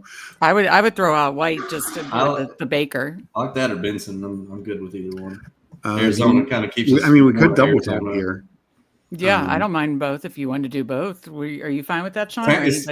Is Tank in there? Is Tank already? I was going to say that is the question. Can you type in Tank? I bet you Tank's already gone. Tank's gone. Yeah. I was hoping to God you want to go Benson? I think Benson's fine. That works. I do think I think there is some merit to not only the coach saying that he wants to get Benson more involved this year, but James Conner. Everybody's kind of making fun of that, saying, "Oh, well, James Conner's going to say that." I'm like, no, actually, I think there's probably a good chance he's probably going to play more. Of course, James Conner's the guy. We know that. I think Benson will probably mix in a little bit more than he did last year. Yeah. I think a lot will probably determine. Benson has to earn it this year because last year he clearly did not. Because we heard the same coach speak and team speak last year of one the Cardinals but the Rams, and then Corum just didn't do anything. But no. Well, to that point, James Conner knocked a bunch of people out in week 15 because he had a dud of a game or he was hurt. He didn't even play. Week 17, he started. He played the first drive, and then he got hurt. He's done. Yeah. So again, that's the risk you take. I think he's missed at least a game or two every year. Oh yeah. Yep. It actually hurt last year because he hurt you at the worst possible time. Oh, yeah. I was watching with Steve, and Steve had a bunch of finals teams with I did Connor. Too. And Connor, he was on a bunch of your finals, and Chuba was too. Wasn't Chuba on your? Yep. Yeah. Okay. Chuba had a lot of Connor, man, and thank God for Jerome Ford because I think he had that week 16 that he went for 22 fantasy points, and that carried me over on a couple. But, nice. Yeah, because you had five finals teams. You had a lot of finals teams too, and then didn't you? You have a decent finish and a good finish in the Hound Dog, that's awesome. In the puppy. Okay. I got 11th. That's amazing. Oh, that's amazing. 11th in the puppy, and that's my 4% Saquon blanket came through. For the 4% blanket. What happened to our guy Al Boogie? He said, "Oh my God, paying the rake because I was taking the garbage out." Oh no. I guess he's taking Adam Thielen at 165.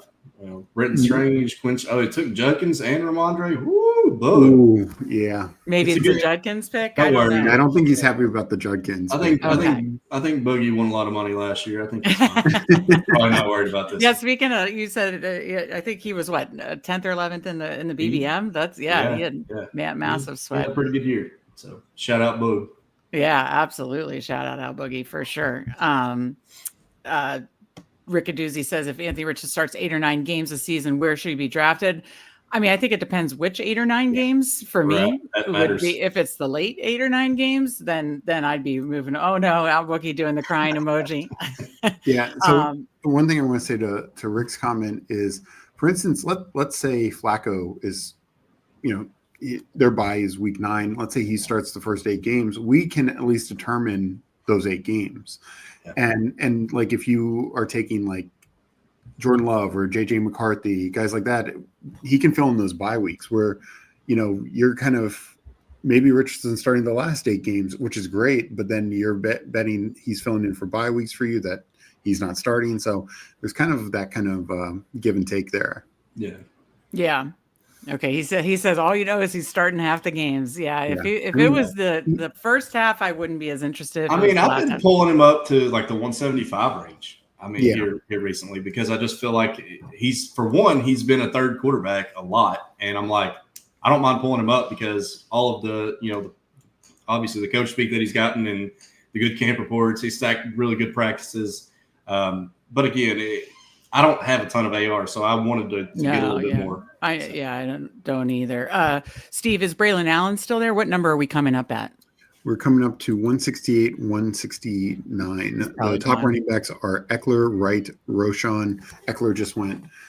Wright, Roschon, Miles Sanders, Cam Ward's Stafford, Betch, Bryant. All right, we need somebody. Yeah. Do you like Wright? Yeah, you like Jalen Wright, right?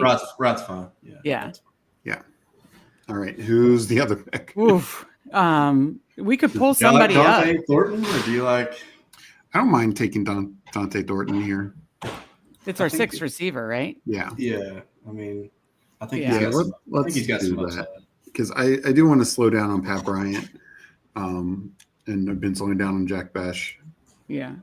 So he had a nice one-handed catch. I saw just a camp clip. But Thornton he's pretty steadily. I think he's going to make some plays this year. I think he's going to have a chance. Well, he's the perfect best ball receiver. He might only give you 3 weeks, but in this round 15, 3 weeks, I'm fine with. I can definitely put you up for sure. I was gonna say next. So where we back up next? What are our numbers, Steve? Let's plan it out here. Because Riccaduzzi says, we can look for a fun Brooks, sixth running back, of the Brooks, Giddens, JCM, Kyle Woody. I didn't 193. 192, 193, and then our final pick, right? So we have 3 picks left. 216. Okay. So I guess this could either probably be a 2772 or a 3672, or what are your guys' thoughts? I'm gonna go with the 2772. I think our running backs probably need a little bit. I think our wide receivers are more than fine, and I'm completely fine stopping at Dak and Baker. Yeah, we got 2 really good, solid ones there. I know Steve and I talk the 3 quarterback a lot, but getting Dak and Baker both stacked up feels really nice. Getting another one of those late running backs, I feel like could probably exactly. Now to Riccaduzzi's point, and to our point that we talked about earlier, there's a lot of these guys like Taj and JCM that we want to get access to. Absolutely. Kyle, absolutely. We got Who Hames in here. Good to see you. We got Aaron Sandy in here. Good to see you. We got Coolers in here. Did you guys sprout a new sibling overnight? That's great.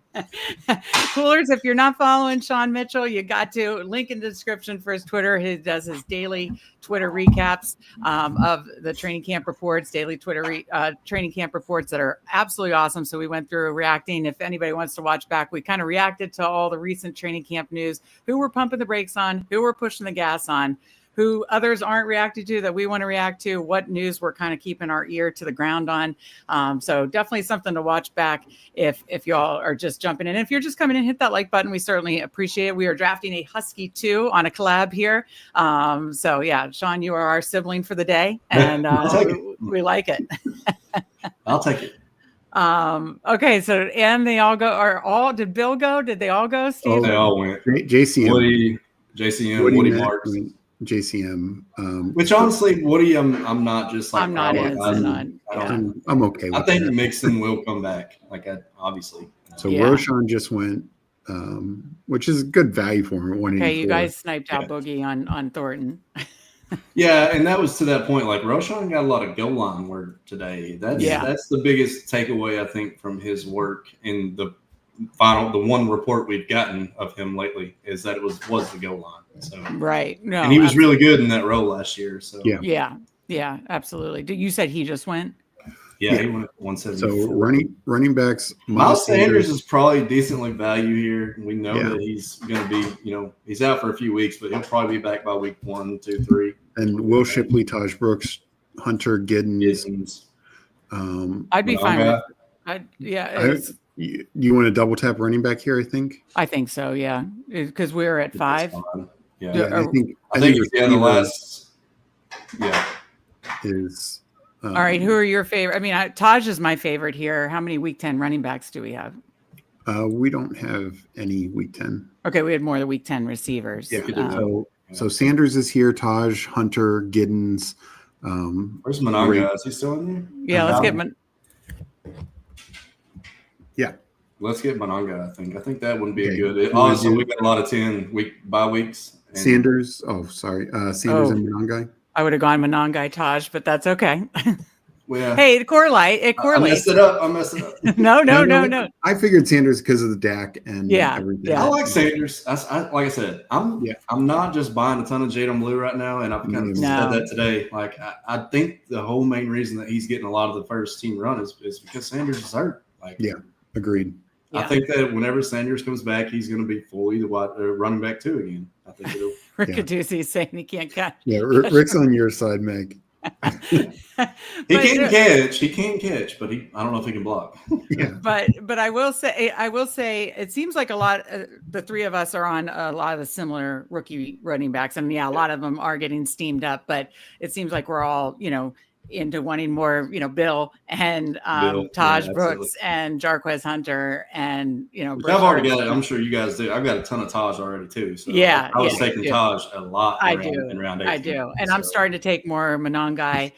So it sounds like we're on the same ones, and I'm not on Woody Marks or I'm taking him, but I'm not. Blue. Those two are good about it with Woody. He's a pass catcher anyway, and he's a pass catcher, but he's not a good runner. No. So you're really going to have to hope for home run plays, Yeah. And Damian Pierce is now back. He was activated off the pup. Like, I've been asked that a couple of times. I'm not for Damian Pierce because I don't think he fits the scheme. I don't think he has fit the scheme since he went to the Texans. But, they keep him on the team for a reason. He's a really good kick returner, punt returner. And he has that breakaway speed. Like he did it last year. I think he had a couple kick returns for touchdowns or something. But doesn't it feel like in August we get sniped so much more? With all this keeping up with this news, it's like you do have to just be. And so Riccaduzzi says Legion sniped my Fields Reynolds because sacrilegious hyped him up. Sadness. So Huhaim says, sell me on JCM over Shipley. Steve and Sean, you guys go first. So go ahead, Steve. I will say, I'm decently bullish on Shipley because I think he's got some of the best contingent value upside. Sure. But JCM, I think could not week 1, but by the end of the year, he could be the early down back for Washington. I just think Ryan Robinson's, status is fragile. He's the only one that the team and Chris Rodriguez that the current coaching and GM staff have not brought in. They brought in Eckler. They gave him a big 2-year contract. They drafted JCM. So I don't know. There's just a lot of hype buzz, and I think it's worth mixing in now. And over Shipley, it can happen without injury. But to the injury point, Brian Robinson's been injured every year. Yeah. Sean, same thing for you pretty much. Yeah, and to Boogie's point, that's exactly who I was going at. The Torrey Puka. Yeah. Torrey is he there, Steve? No, Torrey Horton went. Boogie got him. Okay. Boogie got him. Okay, we're going receiver. Ray, Coker, Tesla, Wicks. Tesla's fun. Roman Wilson, Noah Brown, Jalen Naylor. A.D. Mitchell's getting really good. Right? I was gonna say A.D. Mitchell. I don't have much of him either. Let's do A.D. Mitchell. He's a stud. If he could, he's crushed today. He absolutely tore up there. Yeah, I saw in your camp report. The Ravens, he did amazing today, and I am so high on Pierce, or have so much Pierce. I do need to start balancing out. A little. Yeah, but no, to the JCM sell. I don't think Brian Robinson's good. I think he's a plotter. I think he's just not really good. Like, he's not shifty. He's a head first, straight run first guy. Doesn't make good cuts. I feel like he's in his final contract, so they're not tied to him at all. Exactly. That's the big thing for me. Yeah. They're not tied to him. They're going to pay him, but they could easily cut him after the season and be done with him. Mm-hmm. Eckler, like you said, they kind of brought it. They want him there. I don't feel like Eckler is a full lead back anymore. He's just too old. Yeah. I think he's going to get his 6 to 7 carries, and he's going to get his, gadgety stuff. He's going to get his pass work. I think JCM is the guy that clearly takes over the backfield if Brian Robb's not getting the job done. So for me, that's kind of my reasoning. Sean, what is your drafter's name? Al Boogie wants to know to see you in the drafters streets. It's the Mitch 17. Mitch I thought it was the same. Yeah. Okay. Have you guys been in any draft rooms together, Steve and Sean? Oh, me and Steve? I don't know if we have, man. Okay. Which all I did was I did the $2. I put I got 50 or 60 entries into it before it closed. I mean, if you're doing slow, $3. Yeah. I very possibly, because I did a bunch. I play no slows. Yeah. But I don't play any slows, so that's probably why. So Rick Aduzzi wants to know, are you doing another one? I have to jump off and work on an article. Steve, did you want to do another one?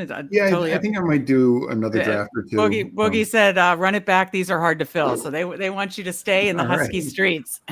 All right. Are you okay with that, Steve? Because I'm gonna jump off. Look for an article later.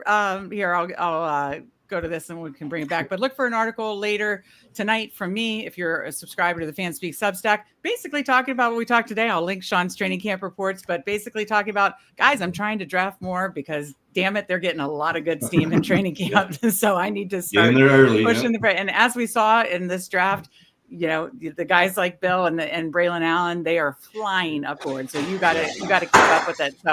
So yeah, article for me later. Steve will draft another Husky too. Sean, before you get out of here, again, tell the people where all they can find you and all the exciting stuff you have. Because again, and hopefully we can do a few more of these during preseason. Yeah, absolutely. So at SMitchell17 on X, Twitter, whatever you call it these days. Usually throw the post out between 1 and 2 Central Time. I've kind of been trying to keep it within that range so people kind of know when it's coming out. But other than that, you can follow me on YouTube at youtube.com/@XTDBBL, Extend the Drive Best Ball Live. Or if you want to go to TikTok, it's Sean Recaps NFL. Awesome. Well, Sean, we had a blast with you. Steve, you're guys. going to label that Husky for Sean and I? I just did. Awesome. You just did. I pulled it off, and Steve's labeling it here for us. He's got it all linked up there that we can have this sweat together. And Steve is going to be doing another Husky 2 here. So, yep. Sean and I are jumping off. Steve, good luck on another Husky 2 to everybody. We'll be back tomorrow, 8 p.m.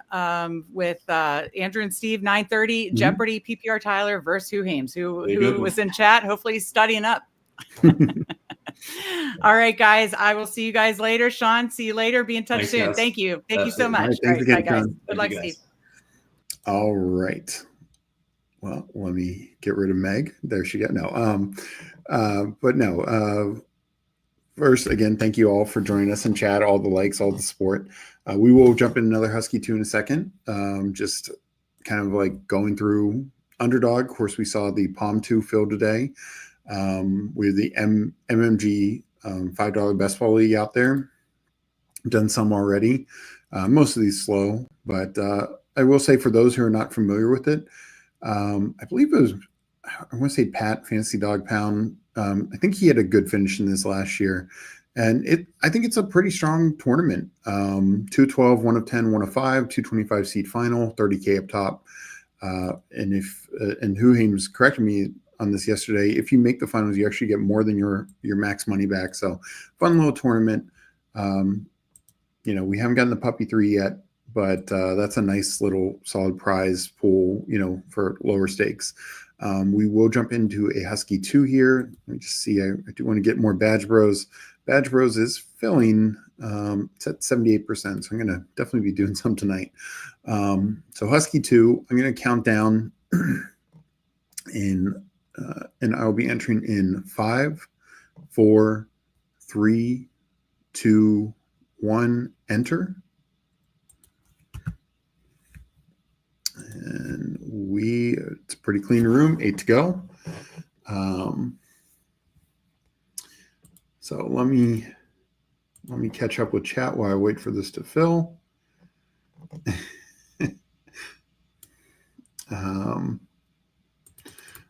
My crop. Let me get rid of Meg with a big old smile on his face. No, I said that mainly for her benefit because I know she will be indignant. I think he was 4th in Fantasy Dog Pound in the MMG. Yeah, I knew it was a high finish. I couldn't remember what it was. Oh, sorry, Al. Yeah, no. Good luck. Good luck in the other one as well. Appreciate you joining us, Steve. Do you think it's worth adding KLS to Herbert's decks in round 18, or do you think it's just all social media highlights? So, in a vacuum, I like KLS. I thought he was an interesting day 3 draft pick. Started his career at Penn State, went to Auburn. He's got decent size, speed, athleticism. I think he tracks the ball pretty well. But I obviously didn't love the landing spot with Ladd, Trey, and QJ there. And at the time, Mike Williams is now left. But they could be adding Keenan Allen. And while Keenan Allen does not play the same position as KLS, we know Trey Harris does, and we know QJ could play there.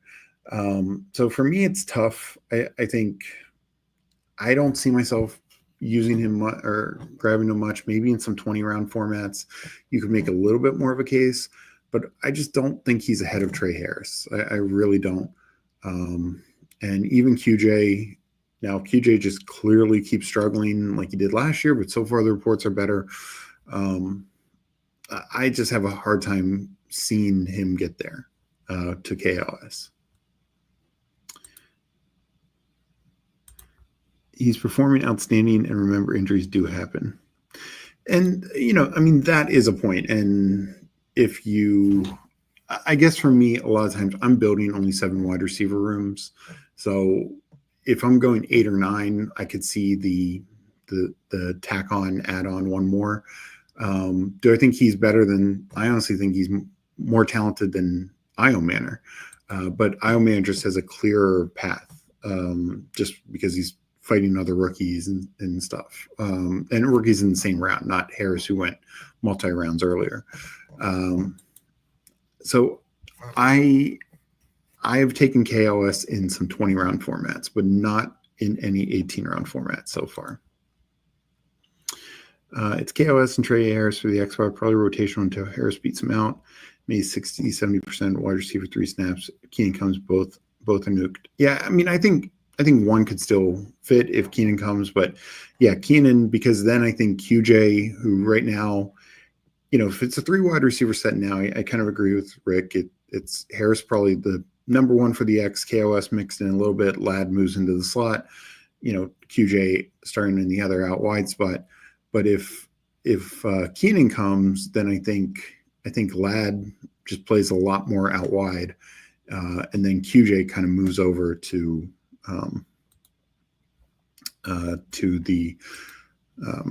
the X as well, and kind of gets in that mix.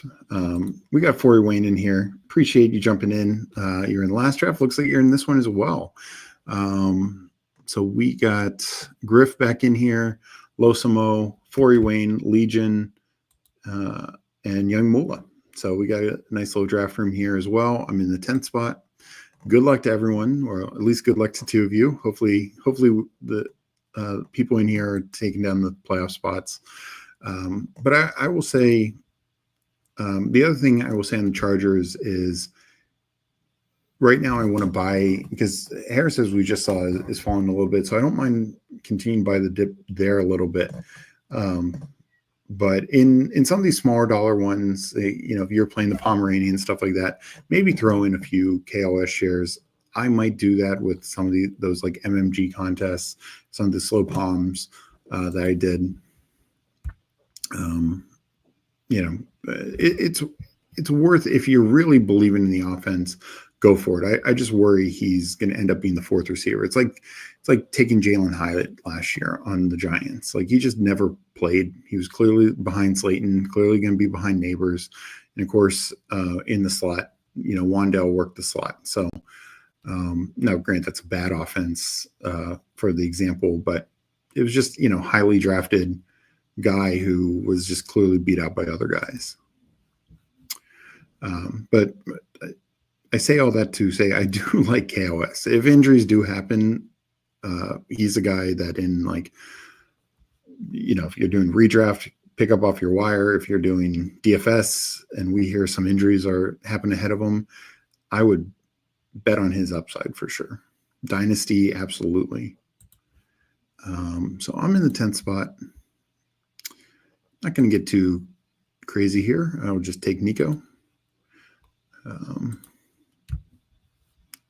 I have Nico even higher than Puka. But I think these wide receivers are all roughly the same.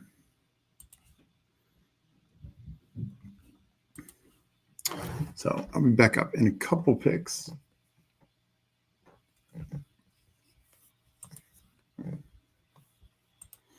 Of course. Thank you, FK. And yeah, it's just one of those things. It's tough. In another situation, like, boy, if KOS was on the Titans, I would have so much KOS.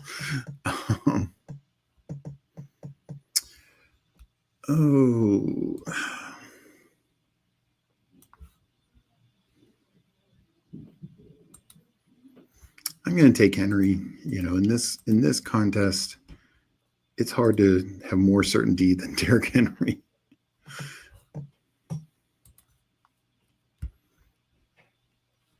So, in the first round, Drake London, Young Mullah took Drake London, but other than that, nothing. And I don't even consider that crazy. So nothing too crazy so far.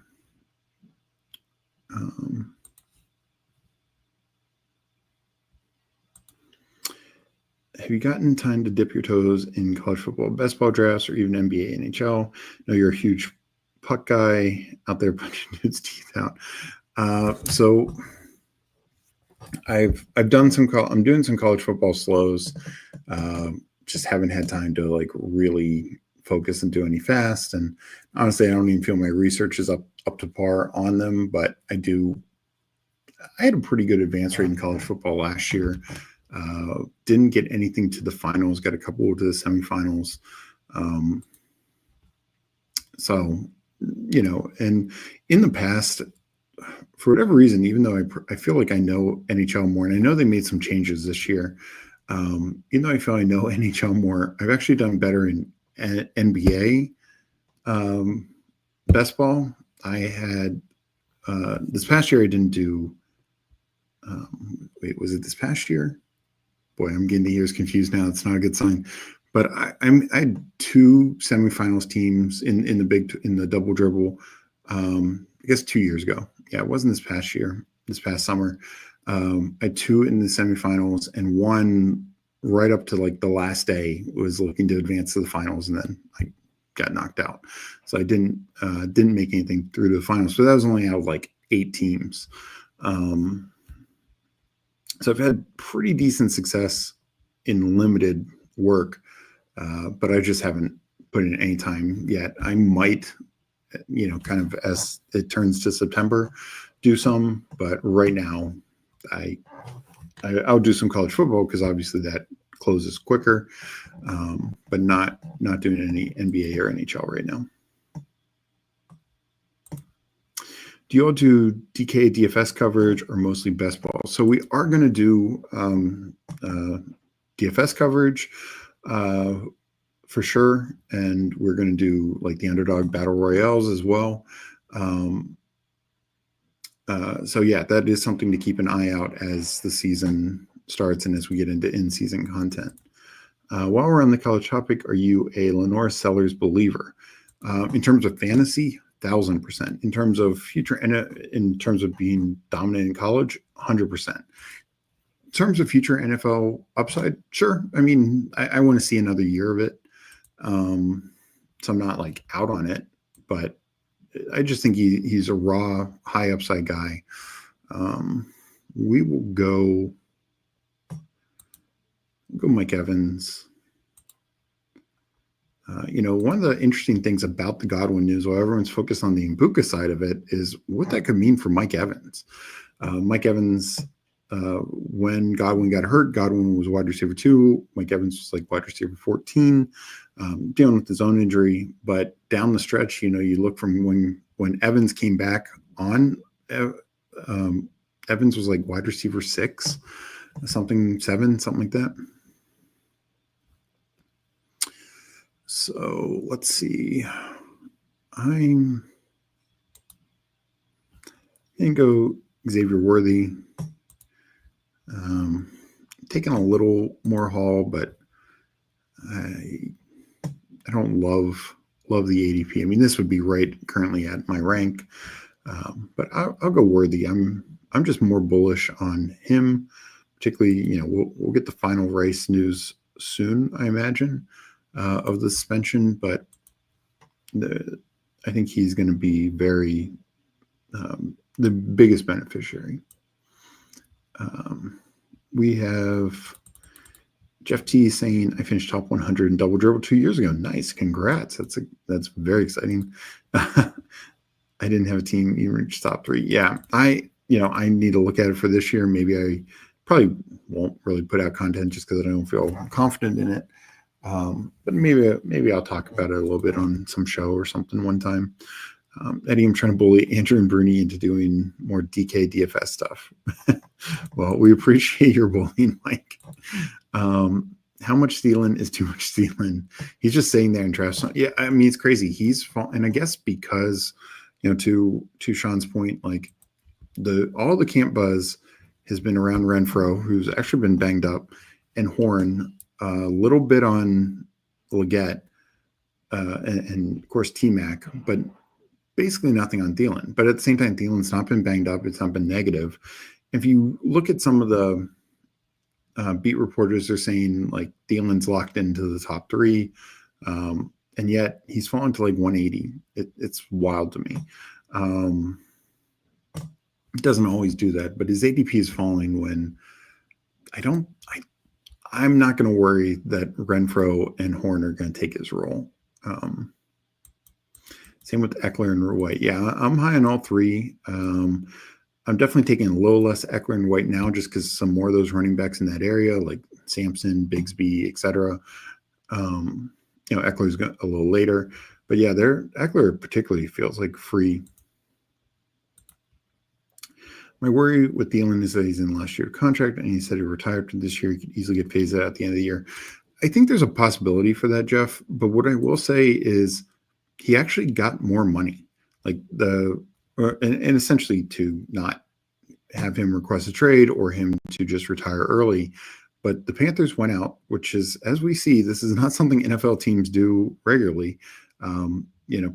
Jerome Ford had to take less, even after filling in these last 2 years for Nick Chubb. Dallas Goedert had to take less money. Zach Moss took less money to be guaranteed and then ended up getting cut. And of course, other types of positions do it as well. I will go, I like Kamara the most.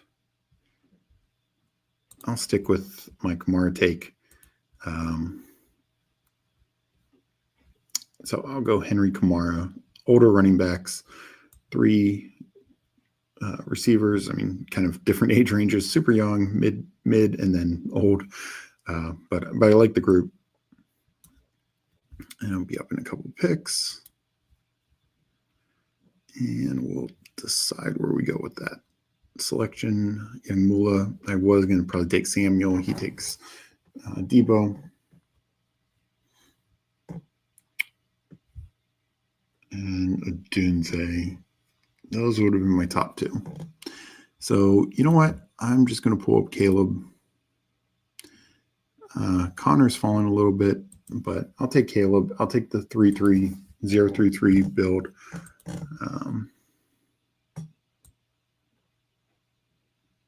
So, yeah, Thielen is older and maybe he does get phased out, but I also just think he's been Bryce Young's guy. So that's just the final thing I pointed on that. With them actually paying him more money and him being Bryce Young's guy, I'm still going to believe. And it's just so easy for him to return value. Eckler going at 170 now. Yeah, Eckler's been falling. And I think because other running backs are just getting put up, the JCM hype. So I'm fine taking the fall on Eckler. Though I already have a pretty good share. Yeah, I agree. Like Eckler missed 4.5. He played 12 games and left 1 at halftime. So played essentially 11 and a half games. And he had 700 plus total yards, 35 plus catches, 4 total touchdowns. I mean, you extrapolate that over an entire year, and those numbers are, I mean, pretty damn good. And I don't think his role is going to change too much. Even if JCM does take over more of Brian Robinson's role, I don't think he's impacting Eckler. Just my take on it. Now, the Eckler injury risk is there for sure, but I just don't see much of an impact to him. So got a ways to go. We'll see what gets back. I feel like these picks right here are some of the toughest. Just with, between like some of the backs, like, Mixon has fallen, now pushed other backs up. Receivers, so many of these guys like Godwin, who will fall to that range. Mooney, Trey Harris, all these types of guys we don't feel as good about. So we'll see if anything fun gets back to me at 82 and Buka Griff takes them. Going early and makes sense that he does. I'm actually glad we got Mbuka in the last one, just because I don't have much in these types of contests. So I want to get him more in that.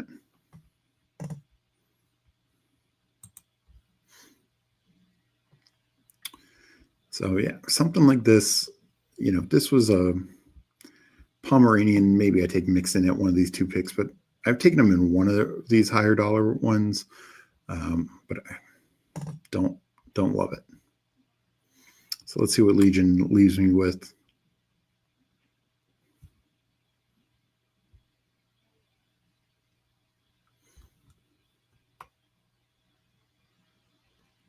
He takes Aaron Jones.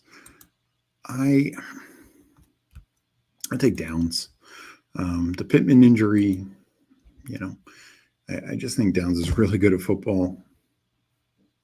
Good news is I think the Hawks still say now practice. Good news is I think, I think Richardson only keeps his job if he can actually throw the ball well. I don't think he'll just be forced into it. So either way, that should help Downs. I do think Deion Jones probably helps him more, but we'll see. Maybe Richardson has made really good strides.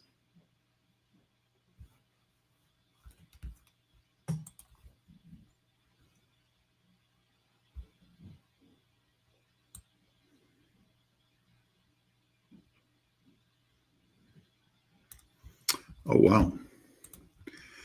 Just saw you guys talk about Keenan Allen news. I saw somebody in chat say a lot of money. Just curious, could somebody type in chat what the deal was? So I don't necessarily have to look it up.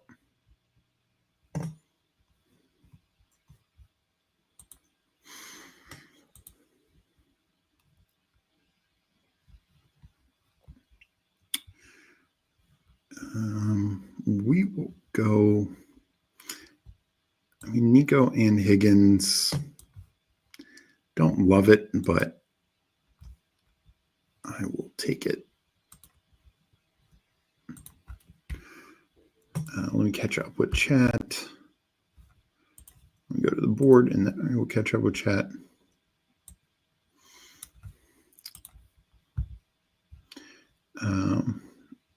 So Forey Wayne saying Keenan Allen to the Chargers. Thielen is undervalued on talent usage, but should only be viewed as a guy to get you. Yeah, and I mean, that's fair. I mean, he was one of the best guys in the playoffs last year, but even if he's only helping you get to the fantasy playoffs, his ability, how many guys have been taken 160 or later? Can you really say doing that? Chargers giving a lot of money, not the one-day contract like Kuhaim said. I'm going to be buying the dip on Harris. I'll be out on Lat at ADP, and I agree with you. I think it's worse news for QJ. With no offensive line or running backs in Houston, do you think we could see the return of let's just double press Megatron at the line? I hope not. I will say this is the benefit of them, hopefully, because I just took them. Higgins and Kirk and even Jalen Noel. Part of the issue with double pressing Megatron is they didn't have other receivers that anyone feared. Kirk, the old slot demon, and Higgins, they might, Kirk can get open, and Higgins, I think, has a lot of upside as well. So,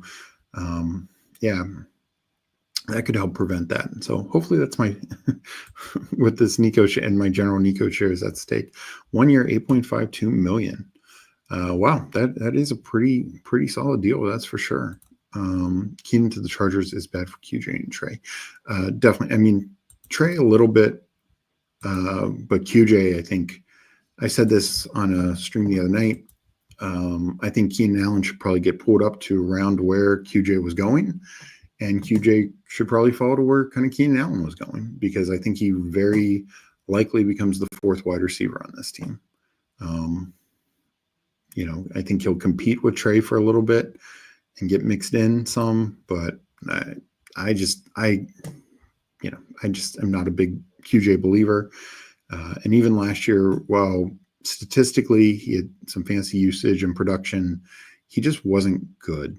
Like if you look at like actual metrics, if you look at the times that he hit, it was like broken plays and that kind of stuff. And it's just like, you can only be the king of broken coverage for so long.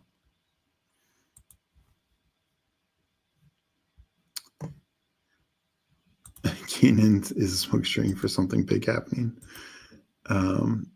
It's not good for Ladd either. I don't know if it really impacts Ladd too much. I mean, sure, some like Allen will earn targets. We saw Allen earn targets versus DJ Moore and Odunze last year. So I agree to an extent. I don't know how long Trey will be fourth. If that is how it looks, I just think Trey is just so much more talented than QJ. And he is a perfect X, where I don't think QJ is a great X. He's big, he's fast, but he's not like a great route runner. He doesn't have great hands. He doesn't know how to use leverage. So we'll see. I won't take Trey Harris here. It is a bring back, but maybe the news will filter and he'll fall.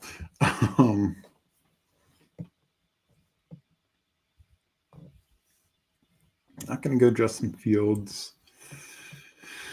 I'll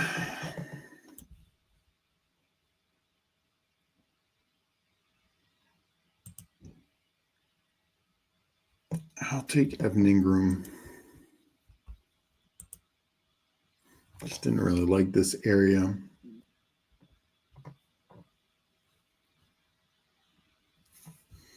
And Ingram is somebody I want to get more of.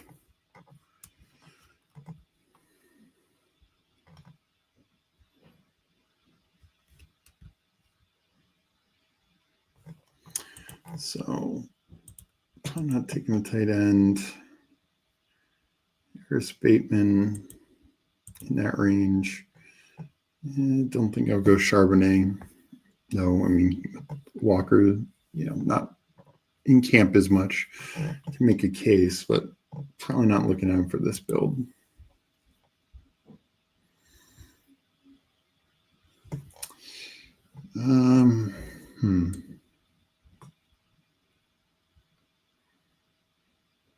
Don't totally love this board. I guess I could go Justin Fields. I don't know. Caleb.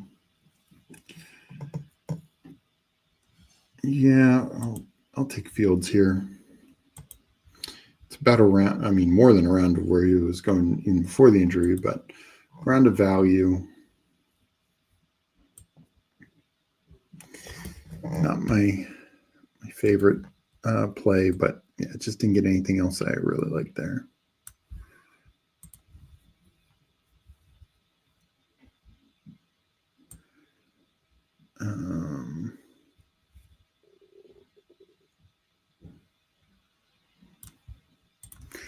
Last year, QJ was situation dependent. Hit at ADP situation matters. Yeah, because, Ladd started banged up and missed a game later. Palmer was banged up throughout, missed a ton of time. Nobody else did anything. QJ was just kind of the only body there. Hallelujah. I haven't taken Keenan in weeks and still have 40 BPM shares of him. Nice.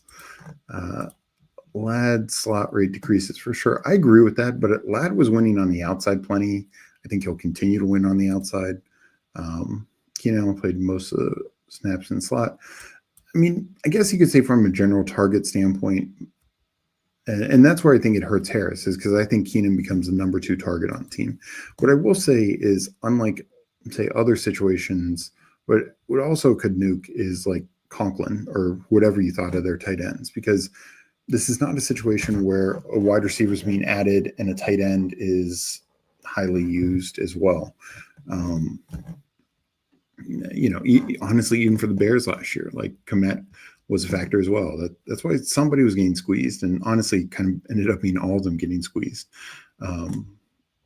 Keenan probably having the best value. So we'll see. Where does Keenan go? Swap? Yeah. I kind of think a relative swap with QJ is the fairest breakdown. Who's still clicking Javonte? How is he not tanked? Yeah, I'm not clicking him. That's for sure. That was the most tortured Fields click I've ever seen. Yeah, I mean, like Meg said earlier in the show, he's just not looked good. And I don't think he's benched, but he also can just be bad. And sure, I think he'll give me some spike weeks. But for a tournament like this, I want to feel better. I would just have more Lad if he falls. I hope Lad falls. I mean, if Lad falls to the end of the second round, I will stack that up pretty big.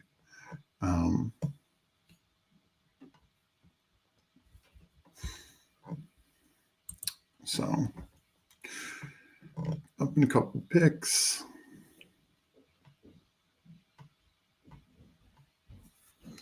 Got Forey, Wayne, and Legion in here. I'm sure they're going to take the guys that I want, so I won't even say them.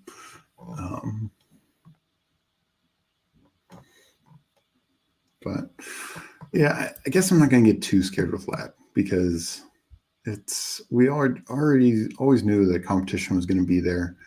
I mean, look, we haven't gotten scared, and I know I'm probably the most scared on Puka, but we haven't gotten scared about Devontae freaking Adams there. Okay, Drake May is there, and he is now on my team. Did not expect that. I will take it. Don't know why he's falling, unless I missed some news today. I'm snapping Drake May at 130 anytime I can get him.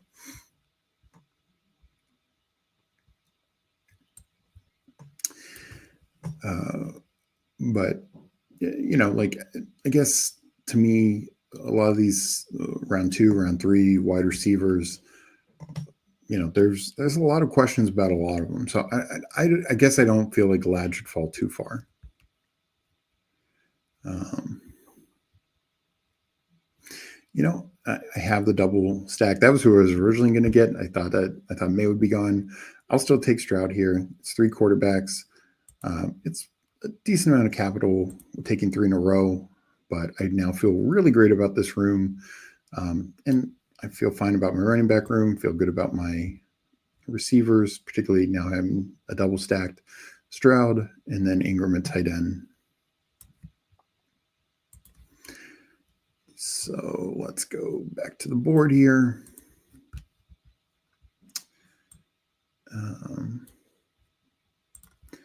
Another thing to consider is the ADPs move slower, 20-second clocks, more auto picks. Yeah, that's fair as well. Also, I think a lot with some of these like smaller dollar tournaments like the Pomeranian that fills fast, I think a lot of people, and not just that, it's been, the first Pomeranian, the Chihuahua too. I think people are, maxing them slow, but just autoing the slow from what I've seen some people do. We got the Pound in here saying hi. How's it going? Hope you're doing well. We are drafting a Husky 2 here.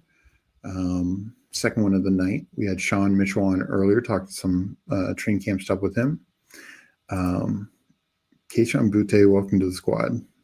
Yeah, he's one I don't really have. I need to start taking him. Just the buzz keeps getting better and better on him. I think we'll start to see Kyle Williams fall a little bit. Pop Douglas is definitely rising, but it seems like Keishan Booty should be a last second to the last round pick. So yeah, for sure. We got Putt Daddy in here saying, "What up? How's it going?" And yeah, I guess I'm going to play it. I'll be doing my ranks later tonight. But I am going to kind of play it that Keenan ends up the number 2 on the team in terms of targets. Now, Harris maybe has more touchdown upside, though Keenan's actually always done pretty well in the red zone and vertical shots. But yeah, I mean, it's tough. Keenan with his rapport with Herbert. Honestly, if anything, I think Herbert is the biggest beneficiary here. Like, should Herbert be going here? He went below McCarthy, Love, Caleb, Fields. Like, maybe Herbert should move up. He's now got a great, Herbert has had top 5 finishes before with Keenan Allen. Now he's got Ladd and Keenan. This you can plus Trey Harris plus whatever QJ brings. You could say that these are the best weapons that Herbert has ever had now. Nice. Glad to see it, Putt Daddy. I know we're in a couple slows together. Got Who Hames, 14% Herbie. That is good. What am I at, Herbie? That's a good question. Herbert, 6.8. I am going to have to work on that. It had been higher, but I just don't think I've taken him much recently. So, yeah, that's one I'm going to have to fix for sure. Kyle Williams falling to 154. That is interesting, at least. Javonte, speaking, he's still there. But I think I'm going to look. I guess Pop Douglas went. Oh, no, he's still there. I think I might take. If Legion doesn't take him, I think I might take Douglas first. The Williams fall's intriguing, but I already have a good share of him. I think taking Pop Douglas makes the most sense just for my exposures. Let's see what's there. Running back. Not taking really Javonte, not taking Grendo. Don't think I'd take Chubb.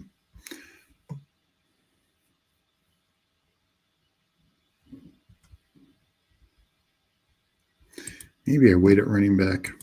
I mean, do I double tap Kyle Williams here? Could take Hunter Henry. Done at 2 tight ends. Okay, Young Mula helps make my decision for me. Taking Kyle Williams. Yeah, I will take Hunter Henry here. Be done at the 2 tight ends. Still get my guy May double stacked, have Stroud double stacked. Don't think I'll be stacking Fields at all, especially with the Mason Taylor news.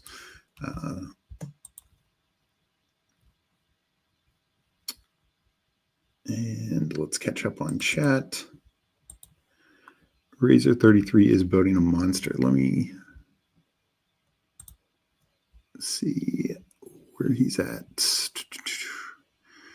So he's in the 2-hole. Took Gibbs, McBride, Higgins, DJ Moore, Chuba, Laporta. It's a double kind of elite tight end.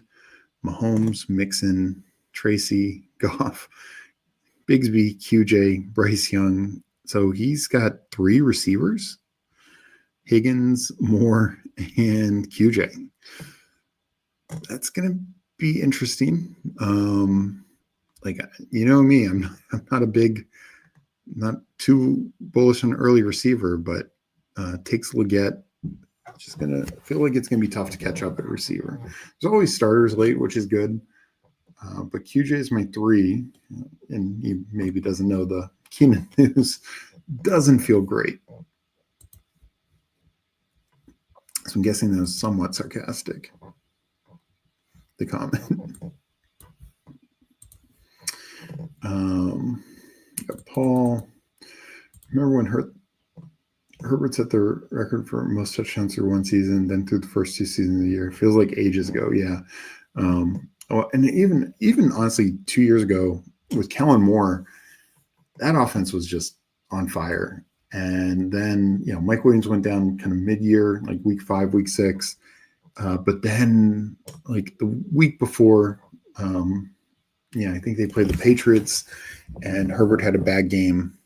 But week 14, he gets injured early. Kills me because I had so much Herbert, so much Keenan. And then they shut down both him and Keenan the rest of the year, which was just brutal. Because I advanced a ton of Herbert, Keenan, Allen teams. And some of those already were dealing with like Kirk Cousins being injured and other, other quarterbacks going down. So that one was not fun. But the offense was on fire and really on a pretty decent pace. We've been interested to see Herbert and Keenan finish that year. But the knees are not. That is true. We are up in 1. To go Roshan.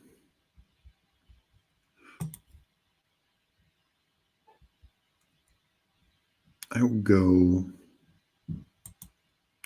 go Roshan. I know the camp report has been a little bit more on the Monangai side. Still think Roshan could do enough. Might double tap running back here.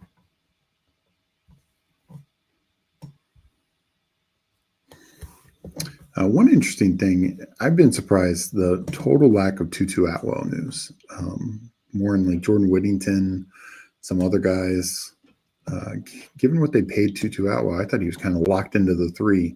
So he's probably somebody I need to slow down on big time.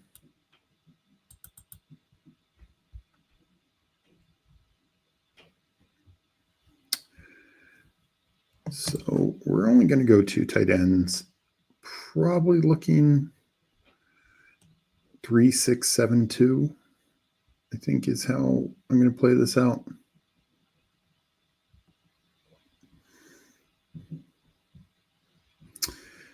But probably determine that on the final pick. So Krosky, Merritt, Young Mula takes him.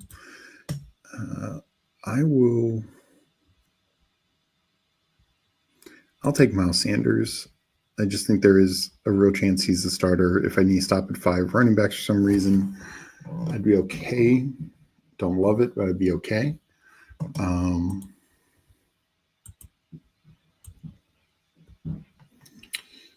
But yeah, that's how I'll play it for now.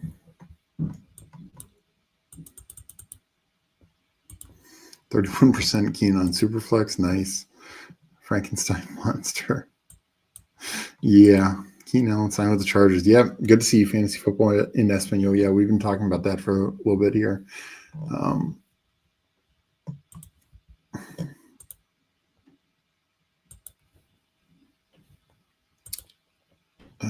Let's see. I won't sort by tournament. I'll just look overall where I'm at. Keenan Allen, 12%.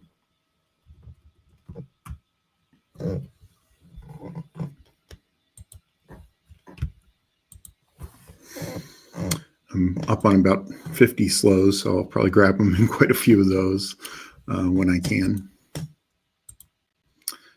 So Rick, 5% BBM, 7% overall. Yeah, I mean, look, I think it's solid. I'm definitely going to be buying the rise. What's the word in Jane Blue? Is he in line to start for Dem Boys? Been drafting a lot of him lately. I personally am not taking a lot of Jane Blue. I know he's been getting more work with the one, some due to Miles Sanders being a little banged up. I think some due to Javonte Williams not being good. There's then using Turpin some at running back. It's a bit of a mess.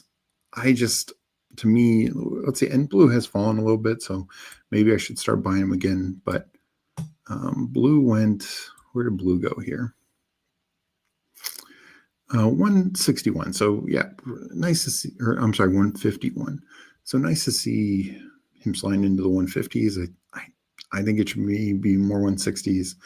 I guess I struggle. He's a guy who never could show that he could take over the role at Texas, including when injuries were in front of him. And I just don't know if he will at Dallas. He might have he might carve out a passing role, so I want a little bit of him.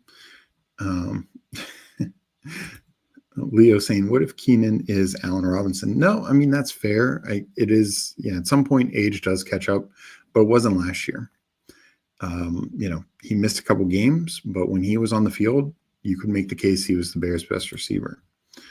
Keenan signed at my late.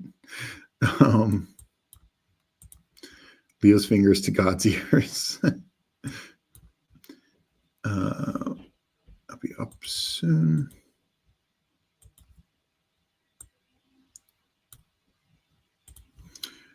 Let's see here. Where am I going? Might need to just go with my guy Slayton. Nice security blanket. Hopkins, I think, also fits that mold. I will go Hopkins.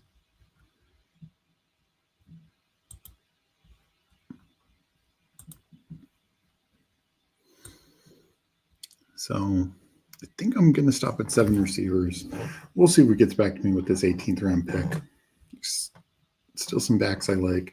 I mean, could tack on the third tight end.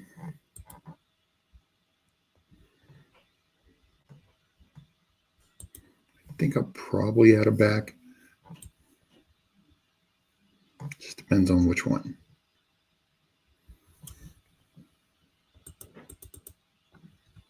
So Mitchell went and Brooks. I mean, those are definitely two of the guys.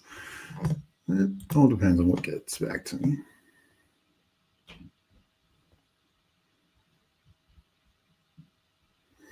Does this team need a receiver more or a running back? I can make either case. I'm going to go Jarquez Hunter.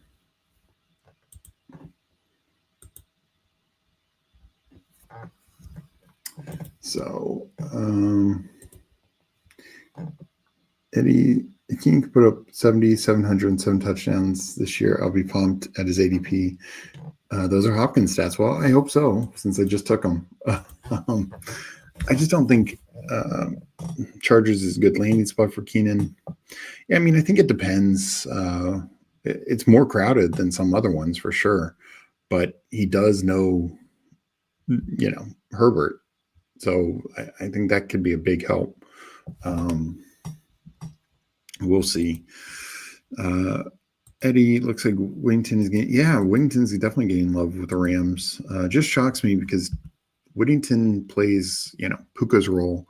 He does some of what Adams does. Like, he's not a vertical receiver. Like Atwell, I thought was going to have a role because he's like Adams can go vertical, but Atwell can stretch the field. So Jerry looked at Denver's disaster running backs and said, I'd like to have that here in Dallas. Yeah. I don't know why Dallas is doing that. I think we'll all be pretty happy. If Keenan puts up 70, 707, some content creator out there will eat a hat. I'm not sure who's so down on him, but it's right what he did last year. Thielen and Keenan Allen, I've been in on all year for late wide receiver picks. They're old, but still produce. Yeah, that is true. Hey, better not play Keenan. That's where Lad thrives. Yeah, I guess I think Lad will be fine.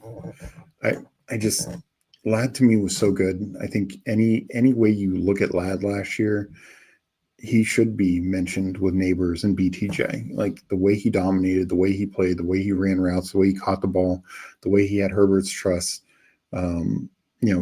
Candyman talks about, look at what Ladd did against the Texans defense in the playoffs.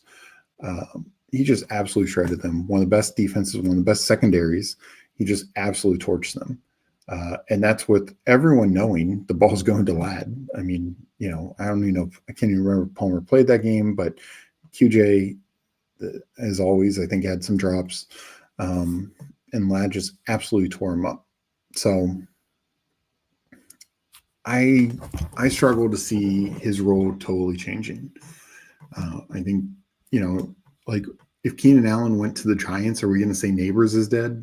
If he went to, like, look, the Jags have brought in Hunter and De'Ami Brown, and we're still drafting PGJ where he's going. As I mentioned before, we're still drafting Puka High, even with the addition of Devontae Adams, who we know is an absolute stud. So yeah, I will buy any dip on Ladd. I'm not too worried.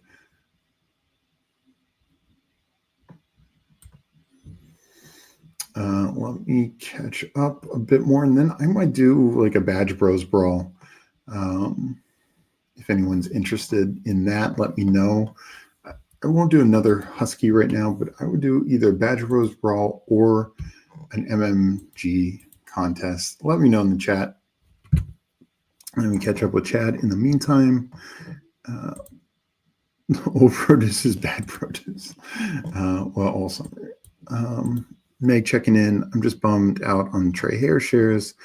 Do you think he will still be fine for what we have? I'll definitely bump Trey Harris down in the rankings tomorrow. I mean, I think it might not start the year this way, but I think the year ends, assuming health, of Trey Harris at the X, Keenan in the slot, Ladd at the Z, and Ladd being the number one target, probably Keenan number 2, Harris number 3. And as I said, though, this is the good news about them not really having a tight end who's highly involved, because they will probably be among the league's lowest in tight end share, would be my guess. Roshan had 2 touchdowns against first team, and he got chippy. Let's go. Yeah, no, I'm still drafting Roshan. I want a little bit more Monangai, but I'll still draft some Roshan. Rick, I disagree. The sell-by date isn't the expiration date. Adding talent to an offense elevates the offense, doesn't make other players worse. Offense stays on the field more and scores more. Yeah, and that's the other thing. Like, boy, if you down the stretch last year, there were some games, like I remember the Falcons game for the Chargers, I think the Ravens game, a couple more where they just, particularly when Dobbins went down, they struggled to fully move the ball. And Ladd would still have some good games because he'd catch like 10 for 110 and maybe a touchdown. But they would struggle to move the ball, and they'd struggle to score because the offense was just a one-man. Herbert had one target. So I think in general, and it's the same, honestly, it's the same thing for like Sutton and the Broncos. Like the Broncos adding guys like Ingram, Harvey, /Dobbins, some other receivers can actually make Sutton's life better because, there's other guys that the defense has to account for. So I agree. I think the Chargers, I'm bullish on them. We also know Herbert's upside. I mean, again, this guy used to be a top 5 quarterback. The arm talent with Herbert is insane. Keenan Allen ADP prediction. I think I'm not exactly sure where I'll move him up in the rankings, probably the 140s. I think his ADP might go in that range, 130, 140. It is kind of a dead zone at wide receiver as is. So I think it will be easy for people to talk themselves into it. Rick saying the Flock 3 just dropped. Yeah, I saw that they were doing that 3 days a week. I think it's going to be Sunday, Tuesday, Friday. Somebody could correct me on that. Trey's dead. I probably won't be drafting a lot of Trey. I'll wait for his ADP to fall before I draft any more. But yeah. Complete my Herbert, Ladd, Keenan double stack. There you go, Putt Daddy. Hopefully it wasn't in one of the slows you're in with me. Randy Gatson triggers are very disappointed in your dismissal. Yeah, I think that's the thing. Like beforehand, people were saying, okay, we don't love QJ. Harris is a rookie. Early in this conversation, we talked about KLS. I feel like that's kind of dead also with Keenan. So you could talk yourself into maybe a Chargers tight end, Conklin or Gadsden. I just think it's tough. Yeah. Oh, Al, I will absolutely be double tapping the olds.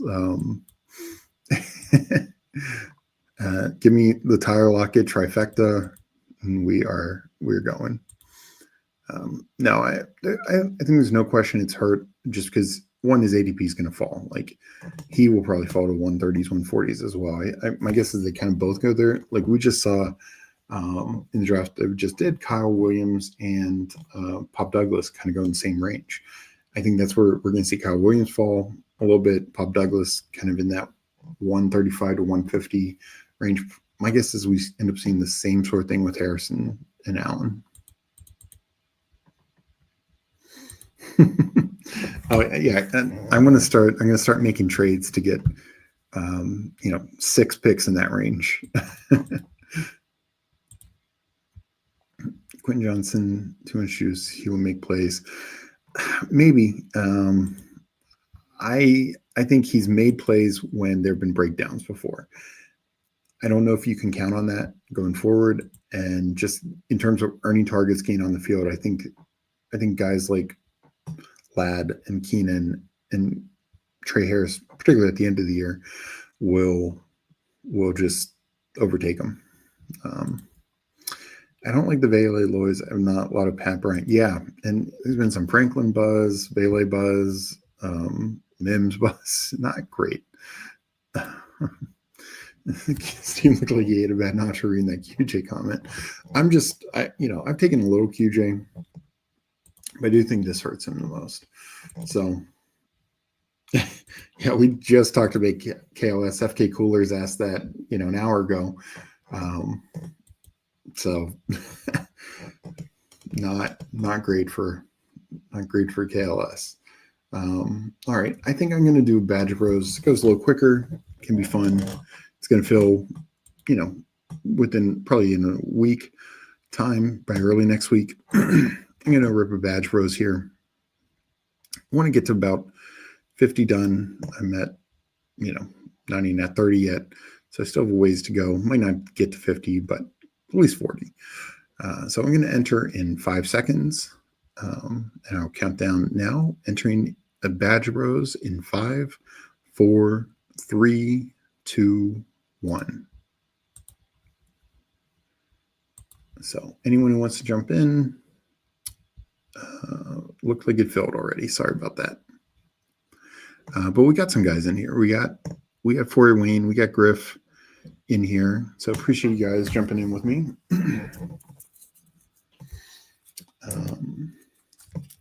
I'm a big fan of this contest.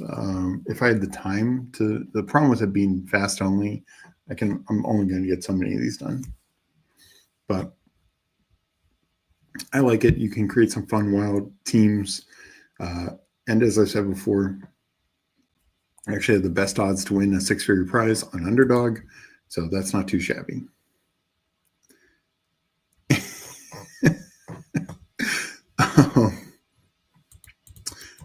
So let me draft starting soon. Ladd played Slug and Keenan. I think Ladd welcome. I doubt he does. If Ladd goes out of the second round, I will take him almost every time.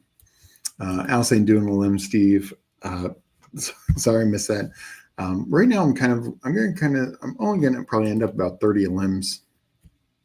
I'm going to wait and basically until right before it closes and just like rip a bunch. Because it's like news like this, news like some of these injuries, I've only done a handful, like 15 limbs. We'll take Saquon here. But even something as simple as the Khalil Shakir situation. Shakir misses a week or two. His value is, he was going in the 70s.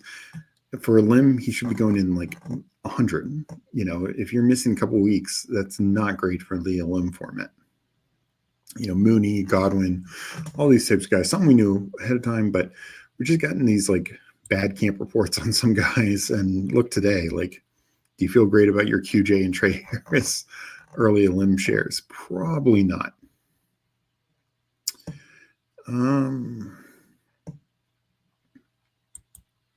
We'll go Puka. Yeah, we'll go Puka. Let me shift this to Badge Bros.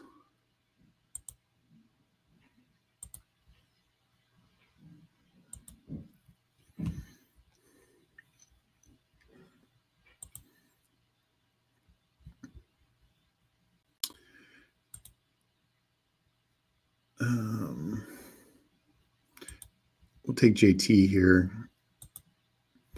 I like being more bullish at running back here just because there becomes more of a cutoff, I feel like. If anyone else wants me to bury a player in the depth chart, I'm happy to ask Steve about him. Yeah, okay. That was interesting timing 20 minutes after you ask.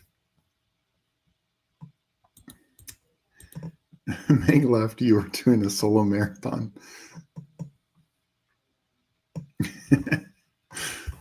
It's all good. Yeah, I'm just a little lower on the Elim. Elim and weekly winners, I'm going to have the least number of entries on. And just to me, like at this point, particularly the Elim, I'm just going to wait for the news, especially with me not like trying to max it or anything. Like it's just not totally worth it. Quarterback. We'll take Allen. I really like having an elite quarterback in this.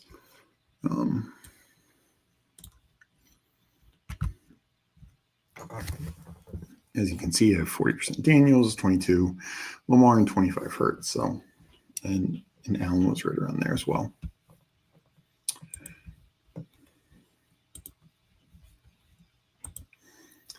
So, but no, it's interesting to be on when news like that breaks. And I appreciate the chat for letting me know because, yeah, I'm not able to jump on Twitter right away or anything like that.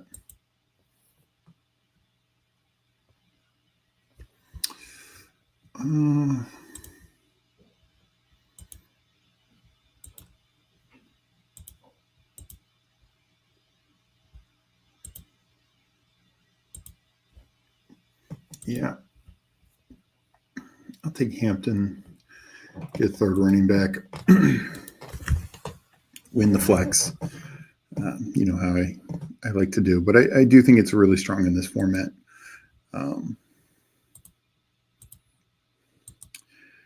Yeah, with Kittle being gone, I will wait on tight end for a pretty decent while.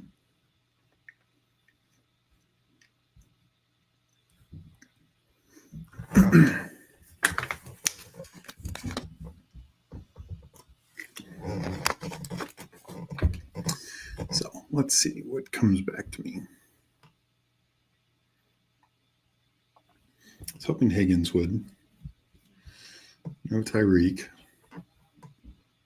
Kind of expected that. Before Wayne taking Daniels. I was going to take Daniels if he came back to me. I will take...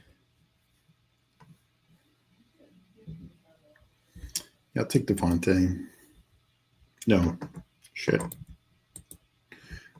Yeah, I'm glad I pivoted. I don't love taking Devontae and Puka together in this format. Well, Eddie, that you got some great closing line value for that. Why is Scatterboo still up? You mean why is he still being ranked where he's going? Like, look, I'm happy if he falls. We talked about this earlier. I will happily buy the dip. I'm not too worried. I think just his style of play and role. I heard the Jordan Renan comment, but as I said before, what was Jordan Renan saying last year at this time? Was he saying that, Singletary was the guy over Tracy? I'm sure he was. I remember the reports in camp. I don't know specifically if it's Jordan Renan, but saying that Singletary was looking good and the clear starter and all this kind of stuff, and Tracy would just get mixed in. Well, Scatterboo is a far better prospect than Tracy. Went 60 picks higher in the draft. In a much tougher draft class, and also just has a skill set that is more fantasy conducive. His ability to get touchdowns, that's what we care about in fantasy. Why is he not off the board yet? Gotcha. Dolphins not getting tight end. Help Fant, I think they will use Nick Westbrook. Yeah, I've taken some NWI. I mean, definitely not in a contest like this, but I've taken some NWI for sure. See what Fort Wayne does. So I don't do it much, but I'm going to take Rasheed Rice here. Look, I think the suspension's coming. But in this contest, it's going to close, it's like almost 80% done. All I care about for Rice is the spike weeks.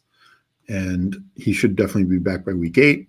And Puka and Marv are in buying, I hope. I mean, I guess there's a chance he's suspended more. But my hope is he's back. But I'm assuming like a 4 to 6 game suspension. So he can cover me then. I just need his spike weeks is basically what it boils down to.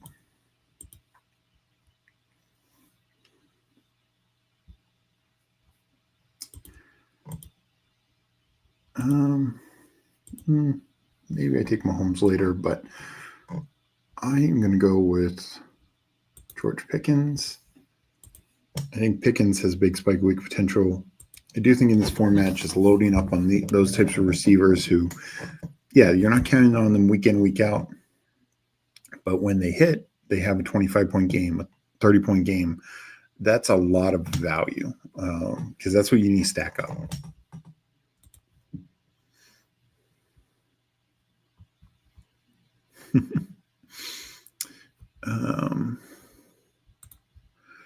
Solid take. I can respect it. Yeah, no, I don't take a lot of Rice, especially he's generally not like in regular contests. He doesn't fall in something like this. I'll be a bit more interested. We'll see. So he takes Connor. Yeah, I will.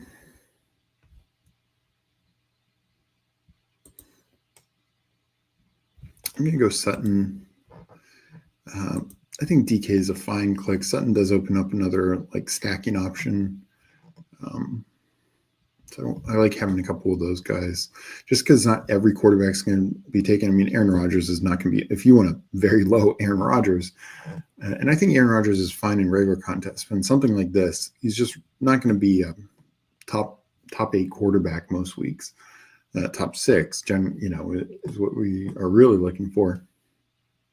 So, when I think it hurts stacking with those types of guys. And also, I will say, it's a new team, new offense. DK the last couple of years he's been more consistent, more like 14, 15, 16-point weeks, not a ton of 20-plus point weeks.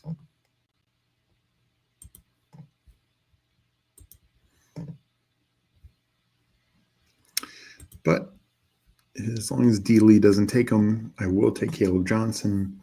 Love the reports. Obviously, we've been seeing he can be the touchdown guy in Pittsburgh. I think he can spike some big weeks.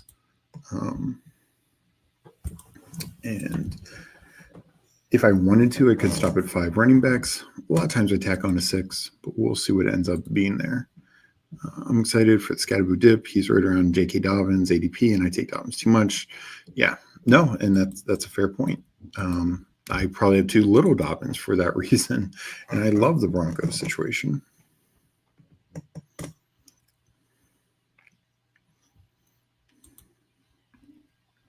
Hawkinson's still there. That is interesting. I don't actually have any Ingram in this. That's surprising because I generally like Ingram. It's always tough because, these ADPs are not real. So it's always tough to know when to start grabbing your next couple quarterbacks. Now it's deep enough that I don't care. And there's obviously guys out there where if I don't have a stack, it's not the end of the world either. I don't have any Montgomery in this. While he could have a couple of 20-point games, I do think he's also like the DK Metcalf version at running back where he's going to have a ton of usable 15-point games. And in regular contests at his current ADP, tons of value there. But in this, 15-point games are not cracking my lineup. Very, very rarely. Griff, great pick on Adunze. 1,000% where I would have gone. I'm going to go I don't know if I'll take both suspended guys because I feel the same about Addison. Like that's actually why I have 22% is because I care about the spike weeks. I'll take Debo here.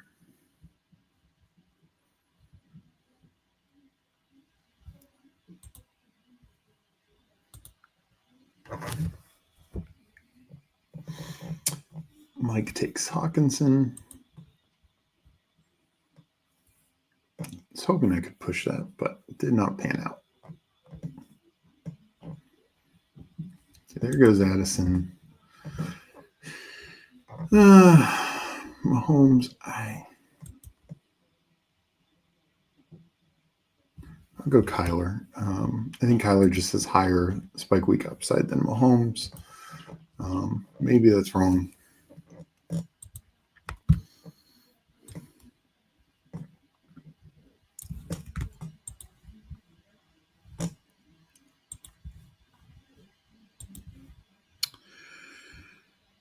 So, yeah, and I don't mind doing this draft that isn't too impacted by the Keenan Allen situation. Give me more time to think on that.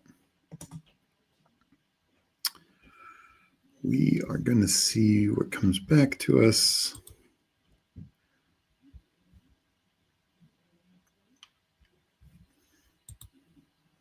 Holmes is still there. Interesting.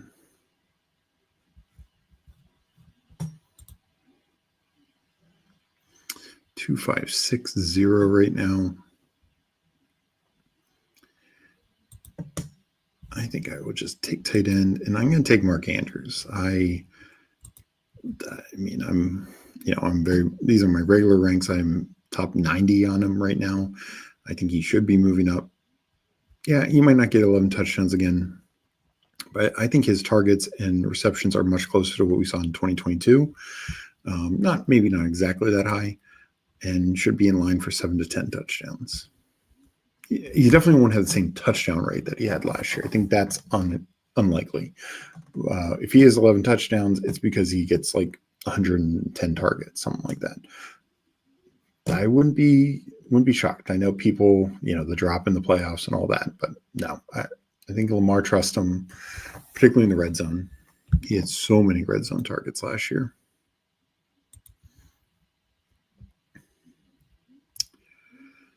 So Monty's still there. I have sprinkled in Mixon some late because, again, if he misses the first few weeks, I'm well covered. And you can get him super late in this. I've seen him go in like the 18th round. I've got him like 17th, 18th round. So Bo Nix goes. I will take Evan Ingram for a second tight end. One, I don't have him. Nice little mid-tier double tap.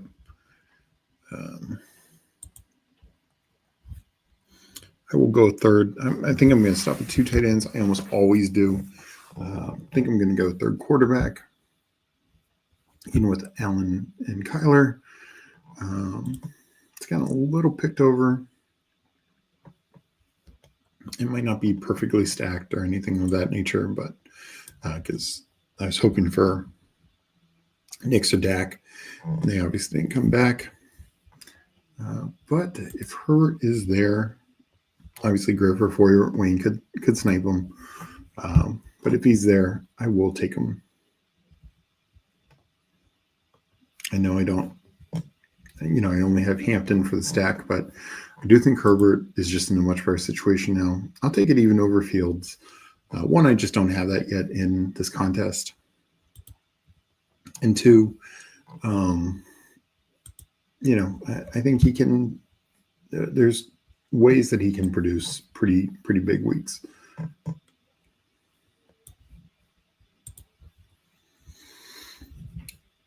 So now the question is, what do I do with my last 2 picks? There have been times I've gone 4 quarterbacks. I wouldn't be completely opposed to it this time, just to help me ensure that I advance.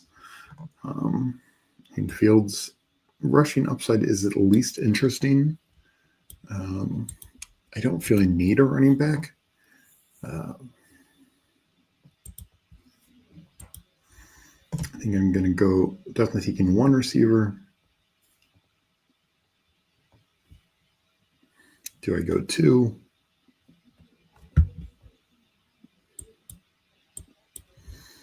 I'm going to make sure I get him. So I would take Keon Coleman. And Delay takes Mixon. For sure was keeping track of where Mixon was going. Monty and Pollard. I will say in the 18th round, I don't have any Monty, but it's at least somewhat interesting in the 18th round. I don't think he's the greatest back for this format. I think he's fine. Pollard, I also think would be fine. Quarterback, Fields is there. And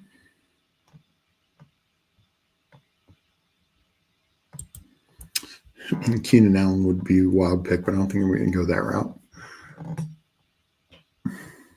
I'm partially tempted. Actually,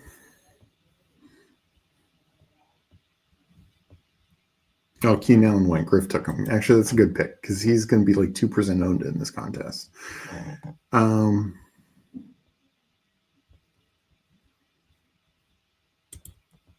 take Fields. I'm going to try and win the quarterback battle. And even with Allen, even with Murray, take 2 other guys. Makes it very unique. Hope, if it's what gets me through, again, it's 1 of 6, then 1 of 5, 1 of 5. Maybe it gets me through one of the weeks. That's all it needs to be to pay off. Let me catch up with chat. J Live's checking in. How you doing? Now, somebody can sign a Mark Cooper. My big boards will be okay. Yeah, that will help the big boards. I feel like there's some more likes out there. People show the Husky Hammer some love. Keenan is leverage. Yeah. Yep. 45 likes. Let's push this to 50. You know what? Let me say this. I will give it. Where are we at now? 45. If we get to 50 likes, I will do MMG draft. And I will give it 2 minutes or a couple minutes. Let me look over what Forey Wayne did. 3672. Daniels, Purdy, Stroud, Genty, Jacobs, Connor, Swift, Pacheco, Aaron Jones, Lamb, Collins, AJ Brown, JSN, Terry McLaurin, DJ Moore, Ricky Pearsall, and then Kraft Kincaid. Yeah, I'm typically in the same way, just stopping 2 tight ends, get into these mid-tier type guys. Just look for the spike weeks, look for the upside. Then Griff in here, 2682. 2 quarterbacks, but it's Hurts and Burrow. So legitimately 2 of the top 5 quarterbacks. Gibbs, Bucky, Harvey, Charbonnet, Blue, Shipley. I personally don't take a lot of these types of backs unless I'm handcuffing. Like I would have considered Shipley with Barkley because it's like if Barkley goes down, that can still be Eagles backfield. Blue, I maybe get a little bit more. But it does help make your team unique because these guys are going to be under 5% owned. Neighbors, Hill, Worthy, T-Mac, Hunter, Dunze, and Buka, Keenan Allen. Really like that receiver room, like tacking on Allen there. And then, yeah, McBride Warren feels extremely good. For me, I could have used that last pick anywhere. I feel like, obviously my quarterback situation is fine, but I feel like Fields is a fall there. Just his spike weeks, even if he only has 3 or 4 25, 30-point games, like those are games are going to count, even potentially against Allen and Murray and Herbert. And don't need to stack him up. I feel my wide receiver room is strong enough. Even with Rice getting suspended, I consider another wide receiver for that reason, but I think it's fine. Particularly, again, my flex is going to be coming from Hampton, Cook, Caleb Johnson, just about every week.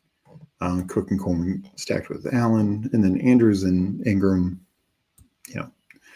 Always good stopping at 2 tight ends. All right.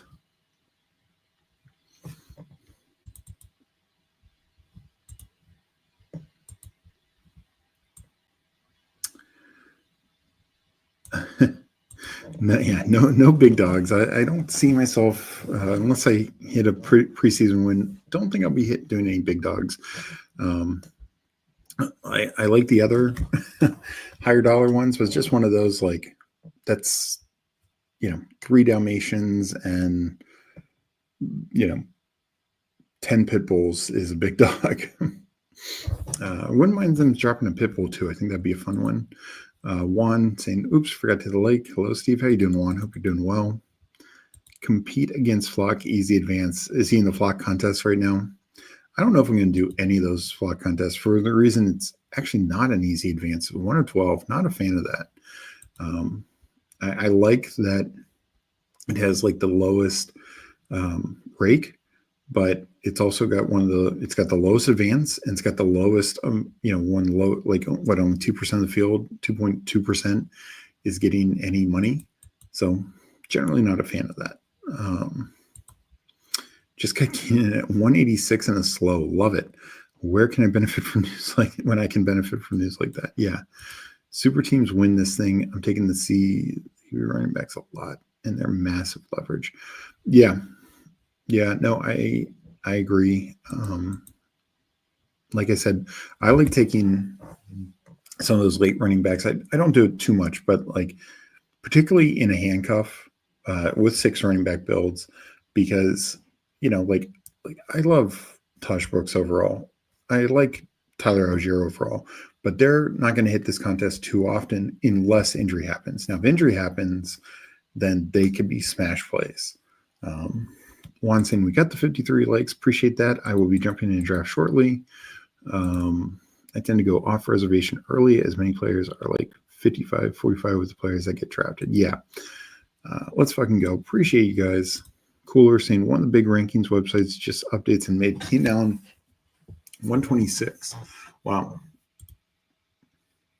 It's not really a 1 of 12. The Flock leagues bring out the worst drafters. If you wait till Flock to stream to join. Good to know. Yeah, I have not done any. I don't know if I'll do any of the Flock ones. Again, fast drafts only aren't when I'm doing fast. I'd rather them things I enjoy more. I'm glad Underdog has different types of contests. It's just, 1 of 12. I don't mind the 1 of 2, 1 of 2. I mind the 1 of 12 and not getting paid till finals, particularly if you max and you do $30. Yeah, you get more than your money back at finals, but it's like, boy, if you maxed, it's one thing when it's you don't get paid till finals and it's like the single entry corgi, right? That's what was paid to finals. That was $5. This is 6 times that. And again, love the small rake, the small field size. It doesn't matter, but of course that's the only way they can do the 1 of 2, 1 of 2. But you think about it, if it's only 1 of 12, that's 8.3% essentially. And then 1 of 2, so we're down to like 4.115, and then 2.1% get to the finals of these 4,800 teams. So that's a small amount, and you're just, I don't know, not my particular way to profit ROI. But if you're playing them, good luck to you. Because I will not be probably in those streets. But I will say, I like that Underdog does these types of different contests for different formulas. I just don't want them to become standard, because I think the 1 of 12 is not great, and finals only payouts aren't great. I was actually thinking of it, and I will enter this. I'm going to enter it in. Might as well count it down now. I'm going to enter in 5, 4, 3, 2, 1. Enter. Do like this contest a lot. But how there's these contests that don't pay out till semifinals or pay out till finals. I honestly would rather see get your money back to make the playoff, making the playoffs. And then if they wanted to add more money to the finals, I would rather see no payment between quarterfinals and semis versus no payment till semis. Because to me, if I have a team that's good enough to advance out of the 12-man pod that are drafted with, then why do I want to just worry about pod luck to determine whether or not I get even my money back? I treat these tournaments, I get the 102, so that is nice. I treat these tournaments, these are qualifiers. And so I like getting my money back. And then I want to qualify for the big prize. So I want to get through the playoffs, of course, to the finals. And that's where I can make the big money. So I wouldn't mind them trying that format out. I know that probably wouldn't be for everyone. That could get confusing for people. Overall, I like the general format, get your money back or maybe a small profit to make playoffs, and then a little bit more for the semifinals. And then, of course, 80% of the money is, or it's truly not 80% because so many people get paid out making playoffs. But anyways, most of the money is in the finals. I'm fine with that format. But I'm saying if they want to do more things where they push more money towards the finals, I'd rather it be, like it's like you're getting a qualifying ticket. You got your ticket and you got your money back. So that is a free entry now. You make semifinals, still the same amount of money. In this case, it would be $5 in this tournament. Other tournaments, the prize would be bigger, or your payment would be bigger. But then, more money to push to the finals. I don't think they have to do that, but just would be an interesting way to add more money to the finals. Just my thought.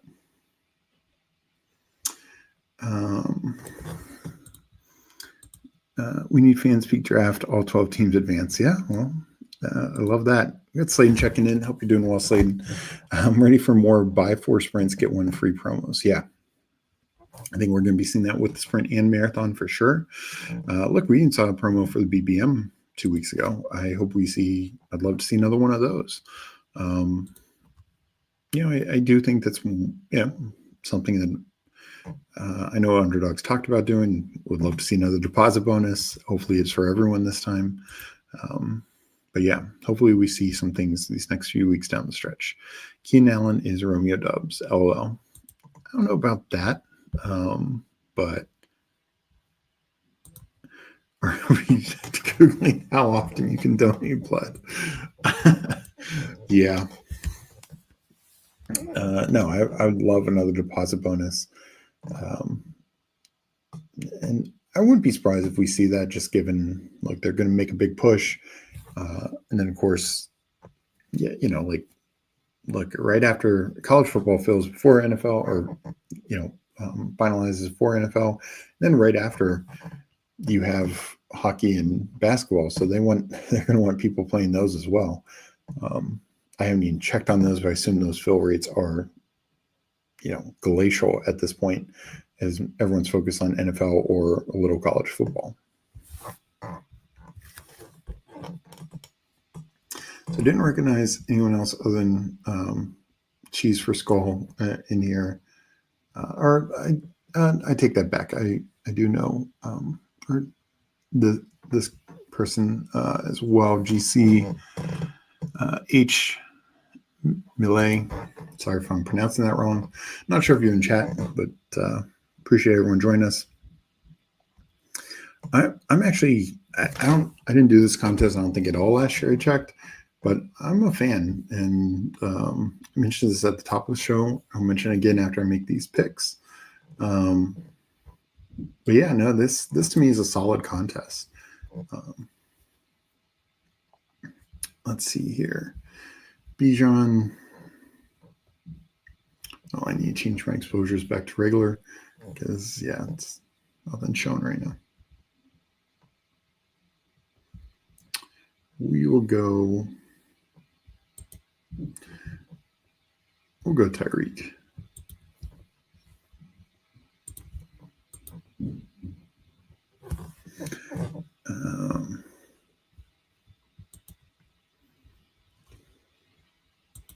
All tournaments. There we go. Let's see what the turn does here. Harrison and guessing Higgins. If not, I will happily take Higgins.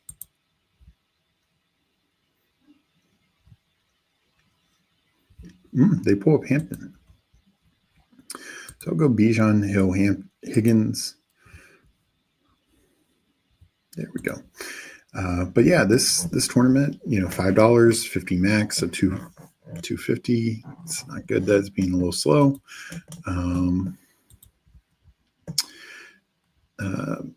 But 212, 1 of 10, 1 of 5. So it starts out like a puppy, 2 of 12, 1 of 10, with the $5 price point. But then the semifinals are half the puppy, 1 of 5 versus 1 of 10. And then 225 person seed final. Not only do you make your money back by making the finals, but you actually earn money. So that's nice. Now, I will say the puppy, if you make it to semifinals, you get, I think, 5 max your money. I think you get 25 for semis, if I'm not mistaken. So that's an interesting caveat there. But 30K up top, a 20 and a 10K, so 3 5-figure prizes on a max, of $250. So that's nice. A total of 25 people get, 4 figures. So to me, it's a pretty solid prize pool. $5 entry point is nice.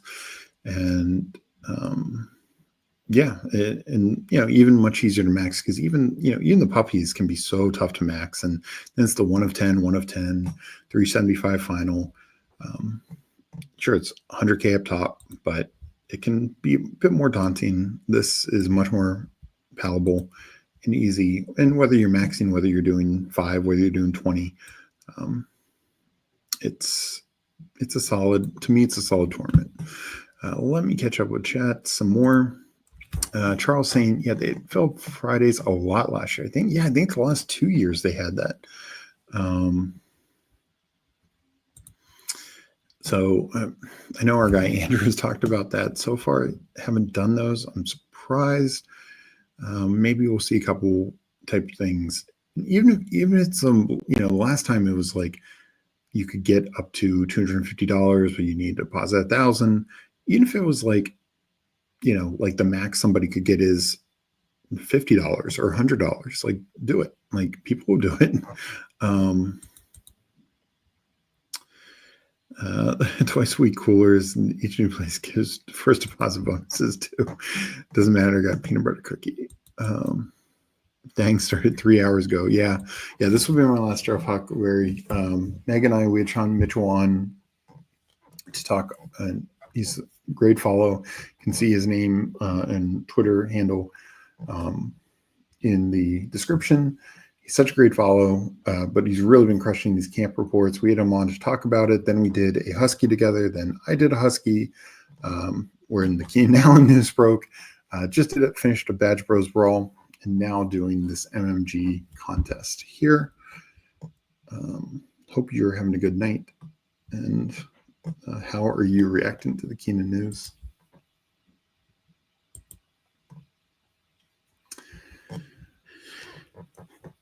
Okay. The Michael Scott gift. Explain this to me like I'm 5, but why is Jaden Daniels falling 10 picks past ADP? I do not know. And I will take it. Like I'm at, almost 14%. If he keeps falling here, it's going to be tough to not be this high.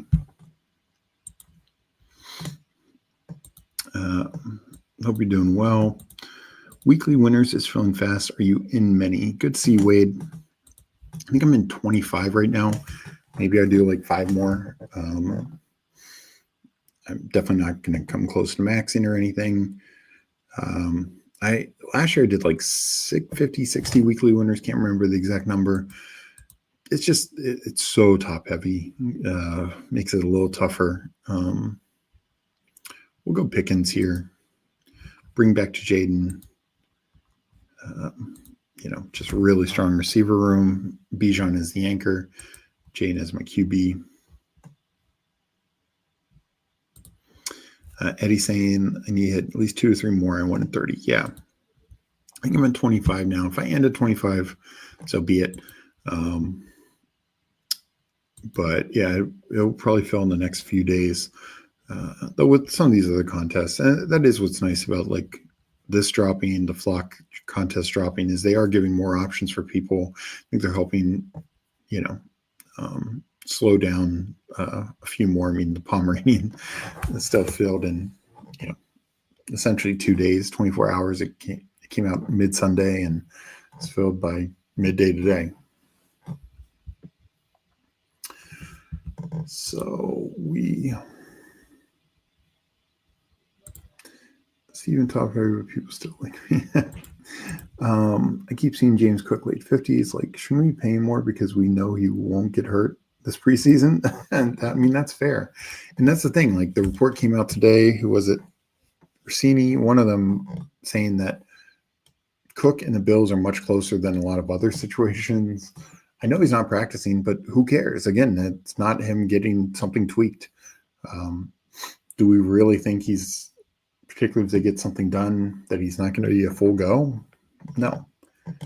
So I will happily keep scooping. I get a good bit of Cook and not taking him really out of ADP every now and then, but okay, why are my percentages not showing? Let me refresh. 10 picks away. Yeah, I'd love for them to do another super flex. I still think there's times, particularly if it's like I don't think a super flex puppy, but if it's like a super flex poodle. Last year they did a super flex pug and a super flex Pomeranian. So, why not? I think it would fill pretty quickly. If you keep having these other contests out, then people won't complain about, oh, where's the regular this or where's the regular that. Samuel goes. Obviously would have loved him to come back for the stack.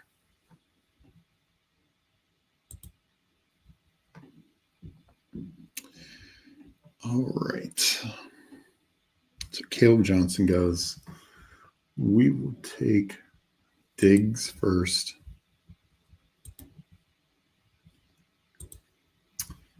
And then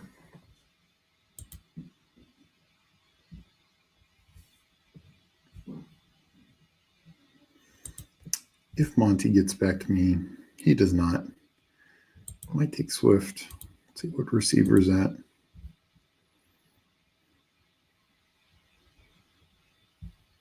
I go Mbuka. I like Myers. I think people aren't giving Myers enough credit. He got an offense coordinator and quarterback upgrade. He dealt last year with Bowers as the one. Yeah, I'm going to go Mbuka. Definitely need more on him. Swift is fine, but I feel like he can catch up at running back later. Thoughts on Pat Bryant? Yeah, I have a 7-8% of him. I'm kind of slowing down now. There's a little buzz on him, but just more buzz on like Bailey and Franklin. Mims a little as well. So Bryant should probably fall. I still have German Shepherd. Yeah, me too. I still have some super flex slows going as well. Probably 2 or 3 more to go. Actually, probably more than that. They feel so quick because people ape into slows. The contest with no slows stay open. However, now slow dress will likely bleed into floor hour. Yeah, next couple of days, I think it depends, of course. Myers got a massive OC quarterback upgrade. Nobody is giving him credit for it.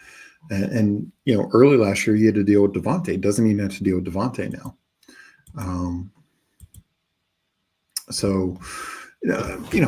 I think by this weekend, then you're really pushing it into bleeding into the 4-hour clocks. Today, tomorrow, probably most slows you could get done. Like Slayton was saying, it depends on how quickly people are doing. And I get with camp news, some people are kind of milking the clock as much as they want. And I've done that a little bit as well. But I think that's going to start going away because as you get closer and closer to that 4-hour deadline, more and more people are just going to be making the picks as soon as possible because they don't want to be hitting the 4-hour deadline. Will it happen in every slow? No, because of course you'll get some people who don't think that through. But it is interesting. And so I think this week, what Underdog puts out, particularly if it can be done slow, this is going to be the last week I think you see those types of things. I think going forward, there might be a few slow options like early next week. But after that, I wouldn't be surprised if we see more like fast only options or like things that they know will fill quickly. Because even if the German Shepherd was fast only, that would still fill in like 2 days. The Hound Dog in like 2 days, etc. So 1150.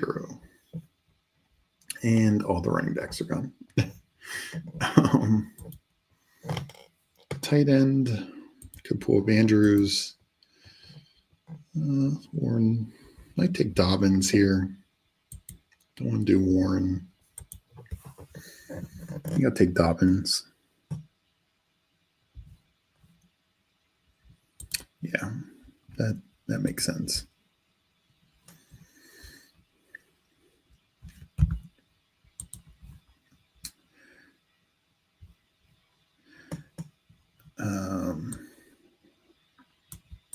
Yeah, I saw it on clocks last year for Camp News, and it's not worth it the last few weeks. Yeah, I definitely had a lot of slows or a lot of fasts. I will say the other sites are even more wild with that.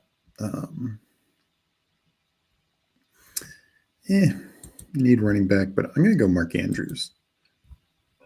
I just think he's totally worth it. There, particularly with the likely situation. The other sites, I mean, DraftKings, the day that it went down to like 2 minutes, or 10 minutes, I still had like 100 drafts going. It was insane. I do not recommend that for anyone. I'm definitely trying not to do that again this year. Is it August 21st that we go to 4-hour clocks? Somebody posted yesterday. I believe that's right. It's 2 weeks before the start of the season. So if that's August 21st, then that would be it. The catch with the fast one is they can't open contests too large, too close. Yeah, no, agreed. And that's why I think we'll see we see another Schnauzer. It's not going to be the full Schnauzer. It'll be the mini Schnauzer.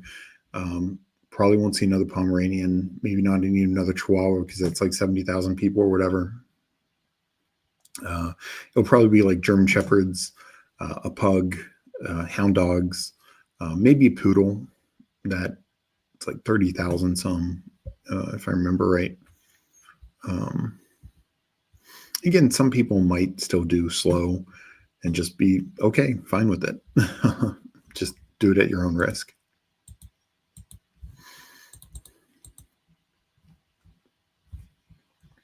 I'm guessing we get some of those contests we haven't had the second helping of yet. I'm guessing we kind of get all those, like another mini Schnauzer, another mini, or another German Shepherd, maybe 2. I feel such a nirvana during draft season, and then almost forgot we actually get to watch football soon. Yeah, 100%. Agreed. No, we do want time boxes, and I still need to do about half my BBM shares. Because I'll probably get between 70, 75. Want to do more marathon and sprints. I've been entering some of those slow this week. I'm already over 50 on those, but I'm assuming, like Slayton said earlier, we'll be getting a couple of bonuses. I will happily do that. I know they're not for everyone, but I'm a pretty big fan of both those contests.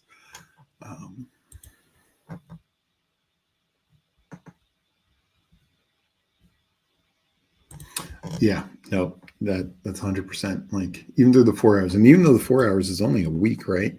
Like it's not even that long of time.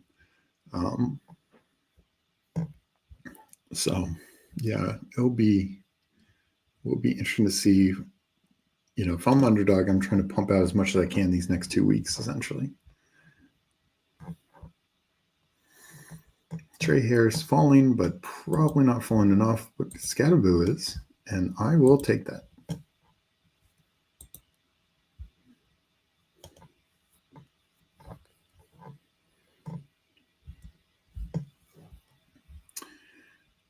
Maybe Scatterboo will fall back to me, but I need running back more than I need a number 2 quarterback. If May's there, though, easily take him, and he is. So That is a quick decision for me. Two of my highest quarter. May's my number one. Daniels is now probably up to like my fourth or fifth highest quarterback. I'm so glad I drank the Kool-Aid late. It's only Trey I'm overweight on. Yeah, I'm definitely overweight on Trey, but I guess, and maybe it's my coping, but I've just always believed in Trey. Pre-draft, I had him as wide receiver 6, including Travis Hunter, and I thought he was, early second round talent, a lot of upside, a lot of potential. It's hard for me seeing 2 years of QJ running routes, dropping the ball, that Trey Harris won't overtake him. I do think he's probably third on the offense now, and I think he needs to fall. But yeah, I'm gonna bet on that Trey Harris can still carve out some usable weeks in a row.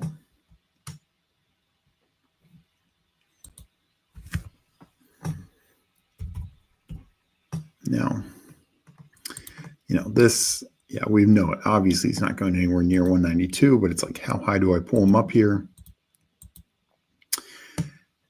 I will say, probably 146. This guy already has 6 receivers. Maybe he takes them. Maybe I go 143. I guess it depends on what shows up for me on the board.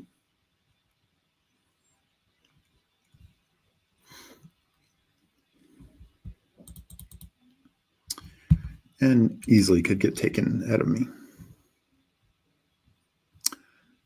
Now the question, will my 190 plus ADP Keenan Allen shares matter for me? Or is it Chaos Agent get all? Yeah, that's a question. I think Lad is very safe.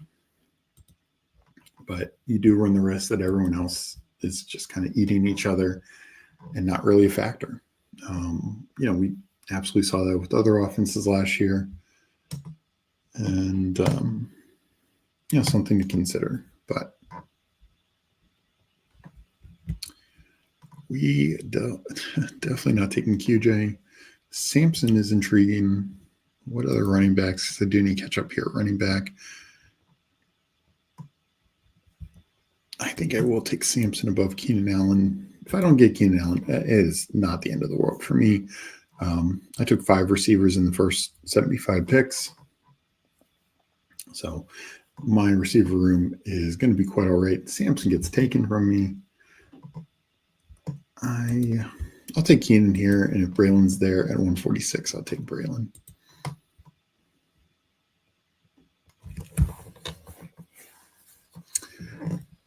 So Red Dallas got me ensuring that I get the Keenan share here. Graham Myers, I think he's a great pick at value. Yeah, absolutely, Wade. I think Keenan, to me, this is a potentially wild room. I think people could just see the news and take him wherever. Somebody said earlier they saw him at like 129.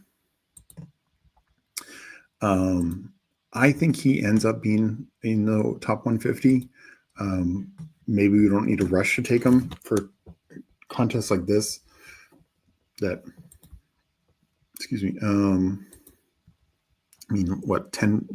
Less than 20% of this contest is drafted. So most people are going to get Keenan Allen at his higher price. So I don't mind being more bullish on it. Like in something like BBM, I'll probably just wait. See if I can push him into the 160s, 170s, before I'm taking more of them there. Like, I don't think I would just rush to get him at 143 or whatever it was. Because, of course, most people are getting them in the 190s, 200, etc. But something like this where 80+% of the contest is going to get Keenan Allen at his higher price, and probably even more because many of those drafts done are slows, and I doubt many of the slows I've gotten anywhere near to that round. So it might be closer to like 85%, maybe 90%. Yeah, and FK saying ETR bumped his rank to 126.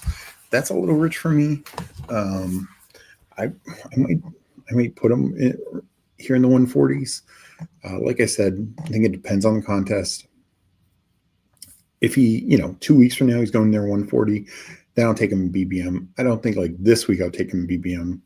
Not that I'm going to do a lot of BBM, so I think there I'll try to see if I can push it to like 160, since the ADP is not up there yet.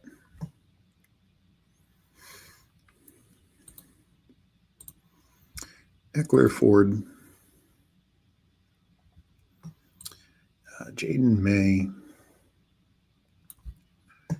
tight end. So got some options here. Feel good about this range. Should get one or two of the guys I want. Obviously, one running back, one tight end.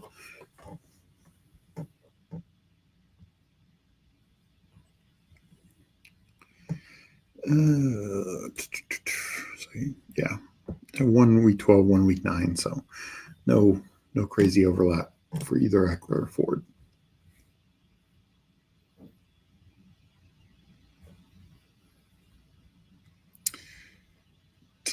Okay, Strange goes, so Henry would be the next tight end off the board. Ford is gone. Let's see if I can get Eckler. I will take Eckler here and should get one of these two tight ends back to me at 170.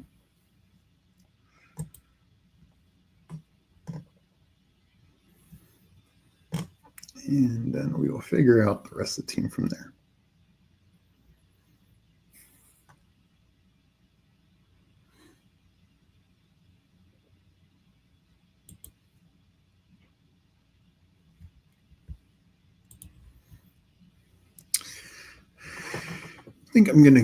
I have way more Ertz than Henry, but I will take Ertz. I think he does have a little bit more upside. And obviously does give me a true receiving stacking partner with Jaden.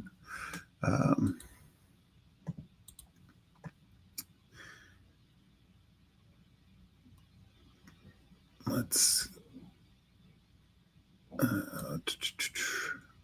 catch up a little bit more. I'm more like the 150s around where Leggett goes, I think. Yeah, I think that's the idea. I'll probably put him in the 140s, but it's one of those, like, it's not like an easy, like him versus Tillman, him versus some other just positions there. I think it depends on what your build needs. Yep, he's right next to Romeo Dubs. Wow. Slayton, yeah. That one above 130 seems pretty crazy to me. Again, in the time box, I think get aggressive like this, where most of the field is getting him at that price. Thomas Brown was named OC. I could see it. Leg Up usually updates in the morning, so I do not update yet. Yeah, Meg and I will update late tonight whenever I get done with the stream and eating a late dinner. But Herbie did love check down. Yeah. I was saying 2 years ago, Herbert at Keenan Allen looked like such a smash going into Herbert getting hurt week 14 in the playoffs, which killed a lot of teams for me as they got into the playoffs, and then they both were shut down for the playoffs. Pretty sure you're amazed for a 40-hour stream week. Yeah, I've been doing it, and I will be on at least the next 3 days. Not sure about Saturday or Sunday. Unexpected 24-hour stream, only 20 more to go. Yeah, there you go. Steve, keep going. I'm here just doing another draft listening to you. Appreciate you. Appreciate everyone. Really do appreciate all the support. The retweets, the comments on Twitter, the comments after the show on YouTube really help out. Of course, loving the chat, loving talking ball. Appreciate all the support. We really do. Like I said, we're going to be doing stuff during the season like DFS. We'll do sports betting content. We will do like Battle Royale and other Underdog Daily, football content. We're going to be probably getting into the dynasty space going forward next year, just because that's an area I've always enjoyed and been interested in. But of course, best ball, the resurrection, playoff best ball, had some minor success in playoff best ball, particularly more in drafters. And Meg, I think, had a finals team last year on Underdog. but just didn't have enough pieces. All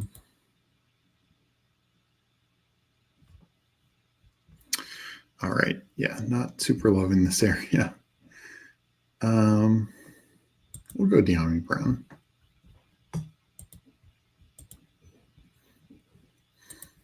I haven't decided, is this a 2 tight end team or not? Do I get a third quarterback or not?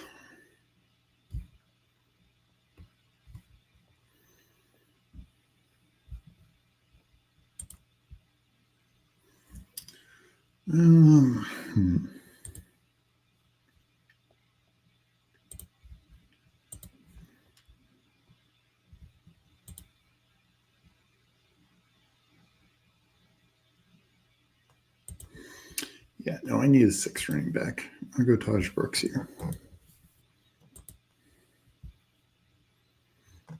So we'll decide if I tack on a third quarterback, what I do. Oh, I got something for Battle Royale. Cooking it up. I'm going to send to Andrew soon so he can see how it works. Oh, nice. Cool. Very cool. Yeah, obviously those are, those drafts go so quick, and yeah, you can get on and rip like 5 in a row. And I like some of the other tournaments on UD. I would love to see them lower the rake a little bit on those because they do seem to be a little top heavy, high rake. I heard some talk that they might. Not sure. I don't do it for any other sports like the dailies. I'm not sure how that's been going for other sports. But yeah, I do think they're fun. Like 2 years ago in a playoff one, I finished 3rd, and it was a little higher dollar. And it was Josh Reynolds, the Detroit San Francisco, that 2-game slate, the championship games. Detroit San Francisco, Josh Reynolds caught that touchdown at the end that bumped me from 1st to 3rd or 4th. So that was not fun because it was a meaningless touchdown. But yeah, no, that is I do like the dailies. In season are like the WWE to me. I enjoy listening to other people talking about them. Man, it's about as real as NBA officiating. Yeah. We should get an 8-hour stream at 800 followers. Well, I hope we get up there soon. And so hopefully sometime soon, I do want to do at least like a 6-hour stream myself. Maybe get a guest or two on, but I actually like doing long streams. 8 hours is a lot, obviously 12, 24. But I like doing longer streams. That's why I was fine staying on. Appreciate you guys wanting me to do more drafts. And again, all the support. But yeah, I'll be on tomorrow with Andrew, and that will feed right into Jeopardy. And Thursday, Meg and I are going to do Sibling Showdown. And Friday, I think I'm going to be filling in for Meg and do a Friends of Best Ball show. Not sure the time on that yet. And also need to find a guest. So we will see about that. So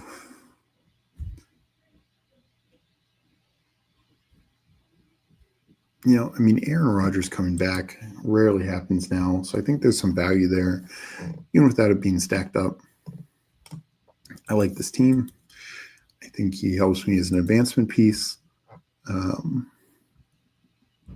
yeah, so this team ended up being Jaden, May, Rodgers. So quarterback, okay. This is the falling value quarterback room. Just wild to me. Bijan, Dobbins, Scattaboo, Braylon Allen, Austin Eckler, Taj Brooks. So, depending on what Scattaboo ends up being, only one like true clear running back. I think Dobbins, Scattaboo, Braylon Allen, Austin Eckler all have decent roles. Probably, potentially Taj as well. Tyreek, Higgins, George Pickens, Stephon Diggs, Mbuka. As I said, that's why I don't mind taking the shot on Keenan Allen here, even higher than, like I said, I would take him in some other tournaments, because it's like I have these 5 guys outside of week 10 that have a couple buys. They're golden, and then De'Ami Brown I just think that was a fine value pick. Mark Andrews, Zach Ertz. Yeah, this is a pretty good team. Pretty happy. I've only done a couple of these fast so far. Like I said, done most of these slow. But yeah, had a good draft, had a fun draft. I have to catch up on a lot of slows. And I'm going to get out of here in a minute, but I will hit up chat in a second. Just want to check and see where we are at with the Husky, because I got a bunch more to do. Got 5 more to do. There, it's only 30% full, so probably a couple of days. So feel good about that. And let me hit up for chat. I could watch a whole 6-hour stream. Always got to watch the shows live. So much good information each time. Appreciate it. Tim saying you guys are crushing it. Thank you guys so much. Steve, you should interview yourself. LOL. Set up pre-recorded questions and play the recording, then answer it. that would be interesting. We need a long stream before BBM locks. I want to get me a FanSpeak onesie and just draft all day. Steve, do you think the BBM winner has already been drafted? I mean, so like from like I know it's happened in all different times, all different months. But just from an odds perspective, it is, what now, 57% filled. So the odds are in that favor. But look, and of course, some big news and shifts have already been made, but I don't think you're drawing dead for BBM. If you're drafting now, like I think there's still plenty of odds to have finals teams. I mean, actually, that's a good question for Al Boogie. He finished 9th in the BBM last year. If he's still here, do you remember when that team was drafted? That would be a curious thing to know.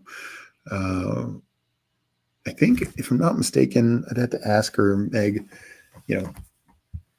was in the BBM finals, BBM 3, the year Pat Crane won.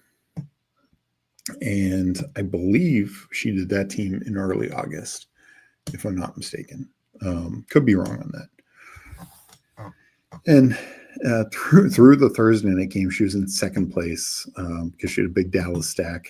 But of course, things did not turn out her way with Higgins, that game getting canceled, and Justin Jefferson having, I think, the worst game of his career. There you go, Al. Yeah, it was August. Not sure the date, but late August. Nice. Yeah, and that's the thing. I don't remember what your team. I remember looking at it at the time, Al, but I can't remember what your team was. But there's plenty of news that happens now, whether it's reacting to injuries or last year.